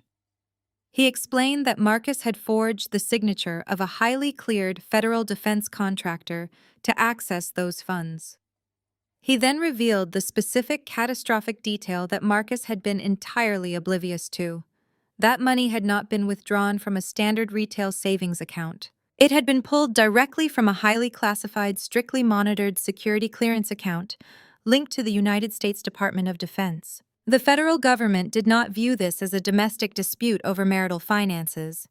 They viewed it as a civilian compromising restricted government funds. Marcus was officially wanted for federal wire fraud and aggravated identity theft. The compliance director concluded the call by informing Marcus that his passport had been flagged by the State Department. He was advised to contact the nearest United States Embassy immediately to surrender himself, as international extradition protocols were already being initiated. The line went dead with a sharp final click. Marcus lowered the phone from his ear. His hand was shaking so violently he almost dropped the device onto the marble floor. His perfectly constructed, fabricated reality had just been detonated with a nuclear strike. He was not a wealthy executive. He was not a high society titan. He was a broke, heavily indebted fugitive who was stranded on a tropical island thousands of miles away from home. Desperation clawed at his throat. Refusing to accept that his life was completely over, he frantically dialed the direct number to his corporate sales director back in Atlanta. He thought that if he could just secure an emergency cash advance against his future commissions, he could buy himself enough time to hire a lawyer and fix this massive misunderstanding. The phone rang 4 times before his boss answered. The greeting was not friendly. His boss was screaming. Over the line, Marcus could hear the chaotic sounds of shouting and heavy footsteps. His director furiously demanded to know what kind of illegal operation Marcus had dragged their firm into. He revealed that 20 minutes ago, federal agents in tactical gear had swarmed their corporate sales floor. They had presented a federal warrant, seized Marcus's corporate laptop, boxed up his entire physical office, and terrified the entire staff. The company ownership was in an absolute panic, terrified that Marcus's federal crimes would bring the wrath of the Department of Defense down upon their business. His boss did not offer an emergency advance. Instead, he informed Marcus that he was terminated, effective immediately stripped of all outstanding commissions, and strictly forbidden from ever stepping foot on company property again. The boss slammed the phone down, severing Marcus's last remaining lifeline to the corporate world he so desperately loved. Marcus stood completely paralyzed in the luxury pavilion. The tropical air was suffocating him. His vision tunneled. Every single arrogant decision he had made over the last 5 years flashed violently before his eyes. He had demanded the house. He had demanded the car. He had demanded the lifestyle. Maya had not fought him. She had not cried or begged him to stay. She had simply handed him the keys to his own total destruction, knowing with absolute, terrifying certainty that his own unchecked greed would lead him straight into a federal prison cell. He slowly turned his head to look at Chloe. She was still sitting on the rattan sofa filing her nails and loudly complaining to a concierge about the quality of the complimentary sparkling water. Marcus stared blankly at her left hand. He looked at the massive custom-cut diamond engagement ring sparkling under the pavilion lights. That ring was not a symbol of his wealth or his love. It was physical, undeniable evidence of a federal crime sitting right in plain sight. He had literally stolen money from the United States military to buy a piece of jewelry for an intern, and he had stupidly photographed it and sent it directly to the woman who designed the trap. He had tried to bury a woman who controlled a defense technology empire, and she had responded by burying him under the full crushing weight of the federal government. He had absolutely no money, no home, no job, and no escape. The realization hit him with the force of a freight train, dropping him straight into a bottomless pit of absolute terror. The smartphone in Marcus's damp, trembling hand abruptly erupted. It did not just ring, it began to vibrate with a violent, ceaseless intensity that rattled his bones. A rapid barrage of push notifications, automated alerts, and urgent emails flooded the digital screen in a relentless wave. The commercial banking algorithms had officially cleared their processing windows back in the United States, and the automated legal system was now executing its final merciless sweep. He watched in pure horror as an email from a prominent Atlanta commercial real estate firm illuminated the screen. The subject line read, "Urgent notice of immediate foreclosure and asset seizure." The body of the email bluntly stated that due to a total default on the $2 million commercial lease agreement, a property management team accompanied by local law enforcement had already secured the Buckhead estate. The locks had been changed, the security codes were wiped. The gates were chained shut, the house was completely gone. A second later, an automated alert from a luxury auto dealership lit up the display. Notice of repossession. The GPS immobilizer on the black Range Rover had been activated remotely while the vehicle was sitting in the long-term international parking lot at Hartsfield-Jackson Airport. A tow truck had already removed the SUV from the premises. The corporate lease was officially terminated due to failure to provide commercial insurance. He was hit with a $140,000 immediate liability penalty added directly to his skyrocketing personal debt. Then came the text messages. They poured in from the very same wealthy corporate colleagues and elite socialites who had just toasted his success at the country club 72 hours ago. They were not messaging to wish him a happy honeymoon. They were sending frantic, angry, and disgusted questions. Word of the FBI raid at his former corporate office had spread through the Atlanta business community like wildfire.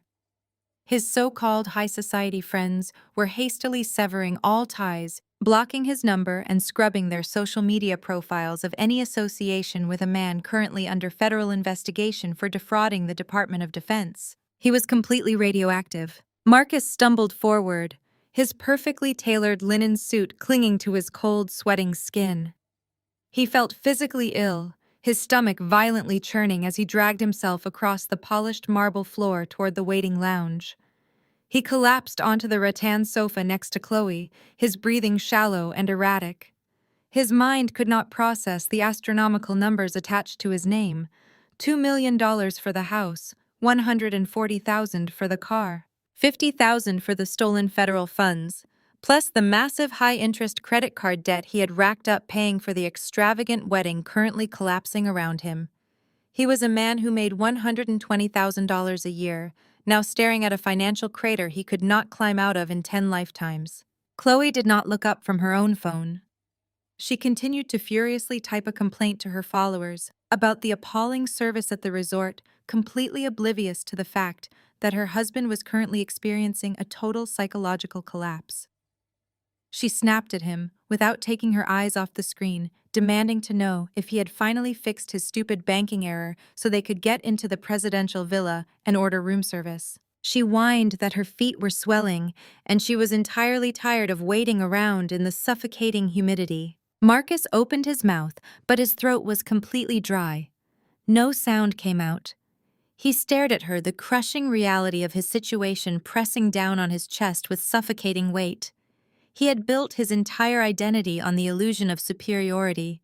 He had thrown away a brilliant, fiercely loyal wife who secretly ran a defense empire, all because his fragile ego demanded a young intern who worshipped his fake money. Now, the fake money was gone, and he was staring down the barrel of a lengthy sentence in a federal penitentiary. When Marcus failed to answer her, Chloe let out a loud, dramatic huff of exasperation. Her own phone suddenly began to buzz wildly with incoming messages. She looked at her screen, her annoyed expression shifting into deep confusion. The messages were from Beatrice and Jessica. Beatrice was leaving frantic voice notes, sobbing hysterically that the country club had frozen her guest account because Marcus's credit card had declined, and that neighbors had seen law enforcement sealing the gates of the Buckhead estate.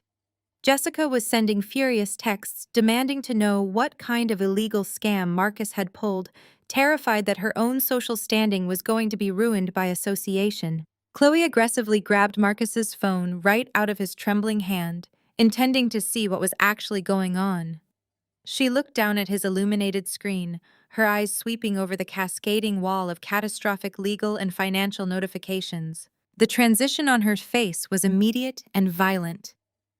The entitled, spoiled pout vanished, replaced by sheer, unadulterated terror. She read the foreclosure notice. She read the repossession alert. She read the furious text messages from his former co-workers mentioning the FBI raid and the federal wire fraud allegations. Chloe dropped both phones onto the sofa as if they had physically burned her. She leaped to her feet, her designer beach tote sliding off her shoulder and crashing onto the marble floor. The carefully constructed facade of the blushing wealthy bride completely shattered in a matter of seconds. She began to scream. It was not a quiet, dignified argument. It was a piercing, hysterical shriek that echoed across the entire luxury pavilion, causing every single wealthy guest and resort staff member to stop and stare. She pointed a shaking finger at Marcus, her voice cracking as she demanded to know what was happening. She screamed that he had promised her a mansion in Buckhead. She screamed that he had promised her a life of luxury and elite social standing. She shrieked that she had married a wealthy corporate executive, not a broke, unemployed criminal who was about to go to federal prison. Marcus tried to stand up, raising his hands in a pathetic, trembling attempt to calm her down and salvage his dignity in front of the watching crowd. He pleaded with her to lower her voice, stammering out a desperate string of lies about how he could fix it, how he just needed to call a few investors, how it was all just a massive misunderstanding orchestrated by his jealous ex-wife. Chloe was not listening. The brutal reality had completely overridden her greed. She realized with horrifying clarity that the massive diamond ring sitting on her finger was stolen federal property. She realized she was stranded on an island in the Indian Ocean, with a man who could not even afford to buy her a bottle of water, let alone a first-class plane ticket home. She violently shoved him away when he tried to reach for her arm. She screamed at the top of her lungs that she was getting an annulment the absolute second her feet touched American soil. She yelled that he was a pathetic broke fraud who had completely ruined her life. She did not care who heard her. She did not care about the spectacle. She turned her back on him, grabbed her heavy designer tote bag from the floor, and stormed toward the resort management office, wildly demanding to use their secure phone line to call her parents for an emergency rescue flight. Marcus was left standing completely alone in the center of the lavish lobby, surrounded by the judgmental, disgusted stares of actual millionaires. His knees finally buckled. He sank heavily back onto the rattan sofa, burying his face in his trembling hands. The staggering, insurmountable reality of his situation finally settled over him. He was over $2 million in debt. He was entirely blacklisted from the corporate world. His new wife was abandoning him on their honeymoon. The Federal Bureau of Investigation was waiting to put him in handcuffs the moment he returned to the United States. He had absolutely nothing left, and he had orchestrated every single step of his own spectacular demise. The camera moves in a continuous, slow orbit around me. I am standing perfectly still in the center of my glass-enclosed executive boardroom, looking down at the glittering, endless lights of the Atlanta skyline. The city moves below me, a network of highways and skyscrapers completely ignorant of the financial execution I have just orchestrated. I hold a crystal glass of red wine in my uninjured hand, watching my own reflection in the floor-to-ceiling window. I look powerful. I look untouchable. The encrypted mobile phone resting on the polished mahogany conference table suddenly begins to vibrate. The sharp mechanical buzzing shatters the heavy silence of the room. The digital screen illuminates the dark space, displaying an incoming international call from the Maldives. I do not rush. I take a slow, measured sip of my wine, letting the complex flavors settle on my tongue. I walk over to the table, look down at the flashing screen, and tap the green speaker icon. I do not say a single word. I simply let the open line broadcast into the room. The sound that comes through the speaker is pathetic. It is the frantic, wet, hyperventilating gasps of a man who is entirely broken. The arrogant, booming voice that had just commanded a country club ballroom 72 hours ago is completely gone. Maya, Marcus chokes out his voice, cracking into a high-pitched, desperate sob. Maya, please, you have to save me. Please answer me. I swirl the wine in my glass, watching the dark red liquid coat the crystal. I remain absolutely silent, letting him drown in his own panic. What is happening? He begs, his words tumbling over each other in a frantic, hysterical rush. They locked me out of everything. The bank is saying I owe $2 million. They are taking the Buckhead house. Maya, please tell me this is a mistake. Isn't that our house? Why is the FBI looking for me? I set my wine glass down on the table next to the phone. The sound is a quiet, definitive click. I lean forward, positioning my face perfectly level with the device. When I speak, my voice is incredibly calm. It is sharp, cold, and entirely devoid of a single ounce of mercy. That house does not belong to us, Marcus. I say, enunciating every single syllable with lethal precision. That house belongs to the defense technology company where I make $780,000 a year. I hear a sharp, agonizing intake of breath on the other end of the line. The absolute shock of my true income paralyzes him, silencing his crying for a fraction of a second. I do not give him the opportunity to process it. I press the attack, systematically dismantling his entire reality. You walked into my hospital room and demanded that property. I continue, my tone dropping to a clinical, terrifying whisper. You demanded the luxury lifestyle. You demanded to look like a wealthy executive for your new intern. I simply gave you exactly what you asked for. You demanded to keep the house so you get to keep the corporate debt that comes with it. You just legally inherited over $2 million in commercial lease liabilities, and your credit profile is currently bleeding to death. No. Marcus gasps, the denial tearing from his throat. No, you cannot do this. Maya, I have no money. My cards are declining. Chloe is screaming at me. My boss just fired me. They raided my office. You have to call your lawyers. You have to tell the bank to stop. I do not control the banks, Marcus, I reply smoothly. And I certainly do not control the federal government. Why are they looking for me? He cries out, his voice reaching a pitch of pure, unadulterated terror. The bank said I committed wire fraud. Maya, what did you do? I did absolutely nothing. I state firmly, throwing his own actions directly back into his face. You did this to yourself. 12 months ago, you forged my signature on a bank withdrawal slip to steal $50,000. You wanted to buy a massive diamond ring to impress a 28-year-old girl. You thought you were cleverly skimming money from a basic military savings account. I lean closer to the microphone, delivering the final devastating blow. You actually breached a highly classified, strictly restricted security clearance account linked directly to the Department of Defense.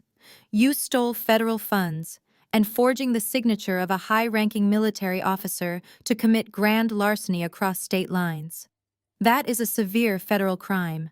The FBI does not negotiate, and they certainly do not care about your wedding bills. Marcus begins to violently hyperventilate over the speaker. The sound is a chaotic mixture of weeping and choking. He is finally realizing that this is not a petty domestic revenge plot. This is the United States justice system preparing to lock him in a federal penitentiary for a very long time. He tries to form words, tries to beg, tries to offer me hollow, meaningless apologies for abandoning me in the hospital. But his throat is completely seized with panic. You told me I would never recover financially. I remind him, my voice echoing coldly in the empty boardroom. You told me to take my cheap uniforms and walk away. You thought you were the smartest man in Atlanta. I pick up my wine glass, standing tall in my corporate fortress. Have a great honeymoon, Marcus. I do not end the call immediately. I keep the line open just long enough to listen as the carefully constructed illusion of his life shatters into a million jagged pieces. The dead silence from Marcus is suddenly broken by a sharp, violent crash in the background. It sounds like a heavy glass vase, or a bottle of expensive champagne shattering against the teakwood wall of their luxury overwater pavilion. Chloe is screaming. Her voice is no longer the whiny, entitled tone of a pampered bride annoyed by the tropical humidity. It is a shrill, piercing shriek of absolute panic and unfiltered rage. She has connected the dots. She heard every single word I said on speakerphone. She knows the massive diamond sitting on her left hand was bought with stolen military funds. She screams that she absolutely refuses to be an accessory to a federal crime. I hear the distinct, frantic sound of a heavy suitcase zipper being aggressively pulled shut. She yells that she is calling her wealthy father to charter an emergency extraction flight back to Atlanta immediately. Marcus begs her to stop, his voice cracking as he tries to physically block her from leaving the reception area. She shrieks at him to get his hands off her. She calls him a pathetic, broke fraud who lied to her about his wealth. She promises to have her family attorneys file for a total annulment before her plane even touches down on American soil. She tells him she would rather die than be legally tied to a man who is about to spend the next 20 years locked inside a federal penitentiary. Marcus drops to his knees, his loud sobs echoing through the phone, crying out for her to stay, crying out for me to somehow save him from the nightmare he created. I do not offer a single breath of comfort. I simply press the red button on my screen, severing the connection and plunging my high-rise boardroom back into absolute tranquil silence. The transition is abrupt and sharp. The tranquil silence of my executive office is instantly replaced by the chaotic, echoing acoustics of the main security lobby at Apex Cyber Defense Solutions. It is early the next morning. The bright morning sun cuts through the massive glass facade of my corporate headquarters. I step out of my private executive elevator onto the mezzanine level, looking down at the security checkpoint below. Beatrice and Jessica are currently standing at the front desk, looking like absolute wrecks. The flawless high society grooming they proudly displayed on my front lawn just a few days ago is completely gone. Beatrice is wearing wrinkled, mismatched clothes. Her heavy designer makeup is heavily smeared under her eyes from hours of frantic crying. Jessica looks utterly terrified, clutching her expensive handbag to her chest as if it is a life preserver. Their personal credit cards have undoubtedly been frozen by association, or their elite social circles have already caught wind of the Federal Bureau of Investigation raiding Marcus's corporate office. They are panicked, attempting to push their way past the electronic security turnstiles. Two armed, highly trained security personnel step directly into their path, forming an impenetrable human wall. Beatrice spots me standing on the elevated mezzanine. She completely abandons her arrogant, aristocratic posture. She points up at me, her voice cracking as she screams my name across the busy, echoing corporate lobby. She begs me to come down and talk to them. She wails that Marcus called her from the Maldives in the middle of the night, crying that he has absolutely nothing left and that federal agents are waiting to arrest him at customs. Jessica chimes in, her voice entirely stripped of the racist, classist microaggressions she used so freely when she was throwing my belongings onto the grass. She sounds desperate and pathetic. She cries out that her own country club membership has been suspended, pending a financial review, because she is legally tied to the Jackson family name. She begs me to drop the federal charges, claiming that this massive public scandal is going to completely ruin her pristine reputation in the wealthy suburbs. Beatrice actually drops to her knees right there on the polished resin floor of my corporate lobby. The woman who told me I was a cheap, uncultured soldier who did not belong in her sophisticated family is now kneeling in front of my employees, weeping loudly and clasping her hands together in a desperate, humiliating prayer. She begs for mercy. She pleads for me to remember that we are family, crying out that I have the power to stop the banks from taking the Buckhead house away from her son. I stand perfectly still on the mezzanine, my hands resting lightly on the cool glass railing. I look down at them with eyes as cold as a frozen lake. I do not walk down the stairs. I do not utter a single syllable in response to their pathetic, groveling performance. They do not deserve my voice. They do not deserve an explanation. I make eye contact with my head of corporate security standing near the main entrance. I give him one single, almost imperceptible nod of my head. The security chief does not hesitate. He signals his team. 4 heavily built, broad-shouldered security guards step forward. They move with strict, uncompromising military efficiency. 2 guards grab Beatrice by the arms, effortlessly lifting the sobbing woman off the floor. The other 2 guards flank Jessica, grabbing her firmly by the elbows when she tries to resist the physical removal. Jessica shrieks indignantly, kicking her feet and screaming that they cannot touch her because she is a woman of high social standing. The guards completely ignore her protests.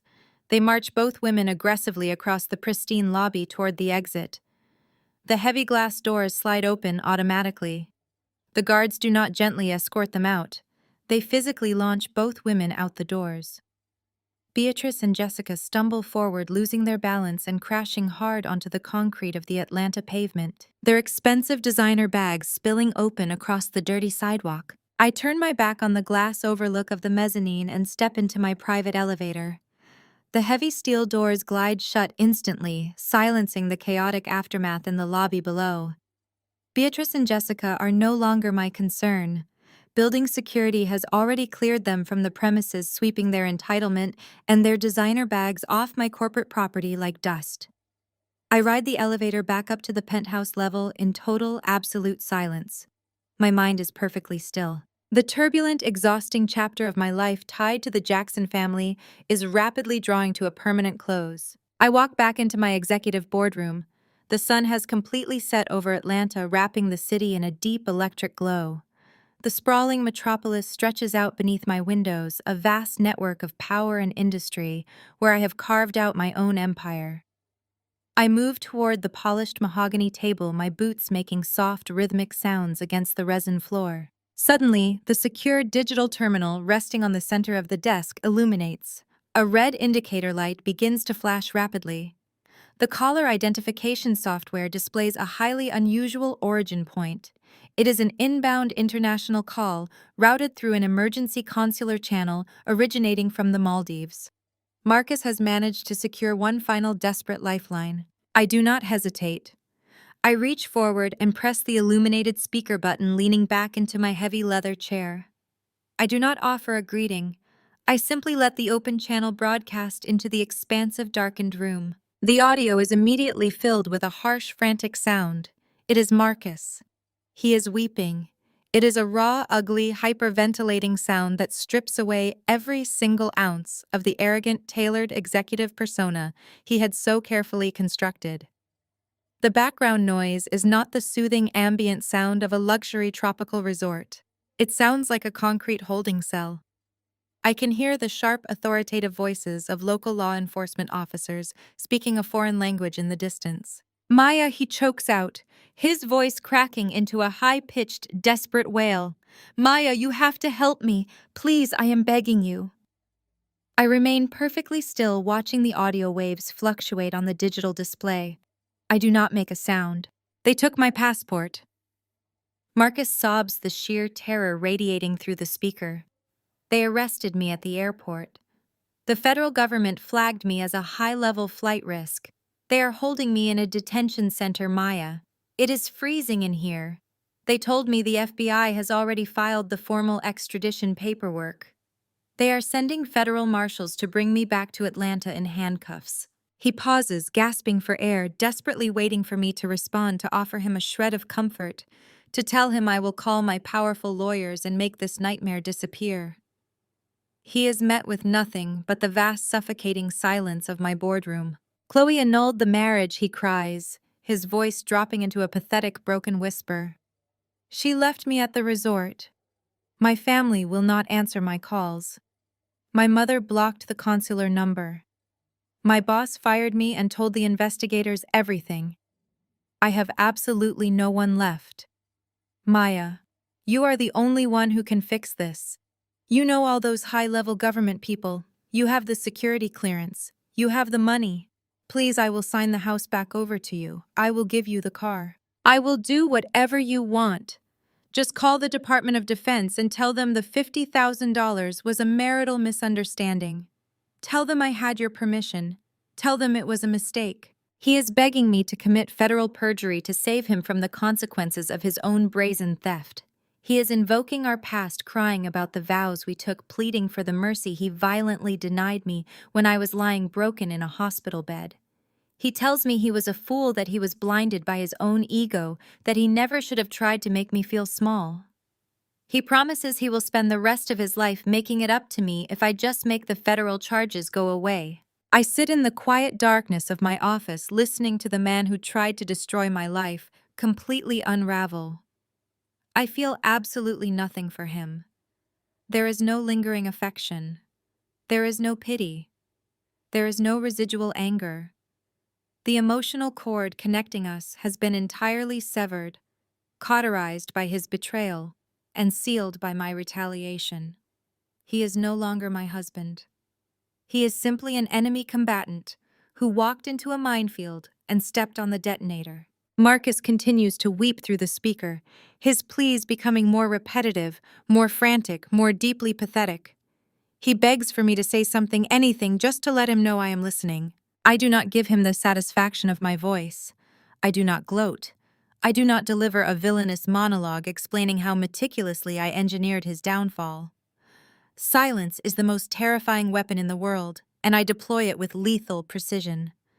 I let the crushing weight of my absolute silence press down on him thousands of miles away, forcing him to realize that he is speaking into an empty void.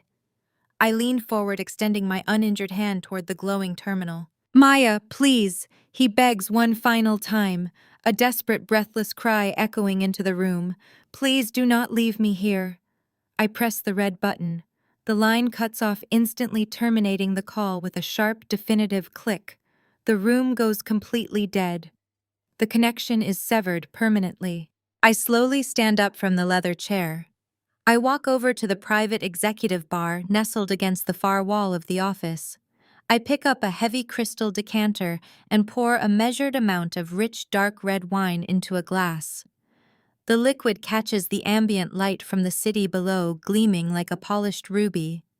I hold the crystal glass in my hand and walk toward the massive floor-to-ceiling window. The perspective tightens sharply, pushing in for an extreme, uncompromising close-up of my face. The background of the glowing Atlanta skyline blurs into a soft, out-of-focus bokeh. Every detail of my expression is captured with crystal-clear intensity. The fading yellow bruises along my jawline, the sharp, intelligent focus in my dark eyes, the absolute, unshakable confidence radiating from my posture. I bring the crystal glass to my lips and take a slow, deliberate sip of the wine. The taste is complex, bold, and incredibly satisfying. I lower the glass slightly. I do not look out at the city anymore. I look directly straight ahead, piercing through the lens, breaking the invisible barrier between my world and yours. My face is perfectly calm. A slow, chilling, and triumphant smile touches the corners of my mouth. They wanted everything I had. I say, my voice smooth, commanding, and laced with absolute finality. I simply gave it to them. Sometimes the best revenge is letting the trash take itself out. The screen cuts abruptly to total absolute black.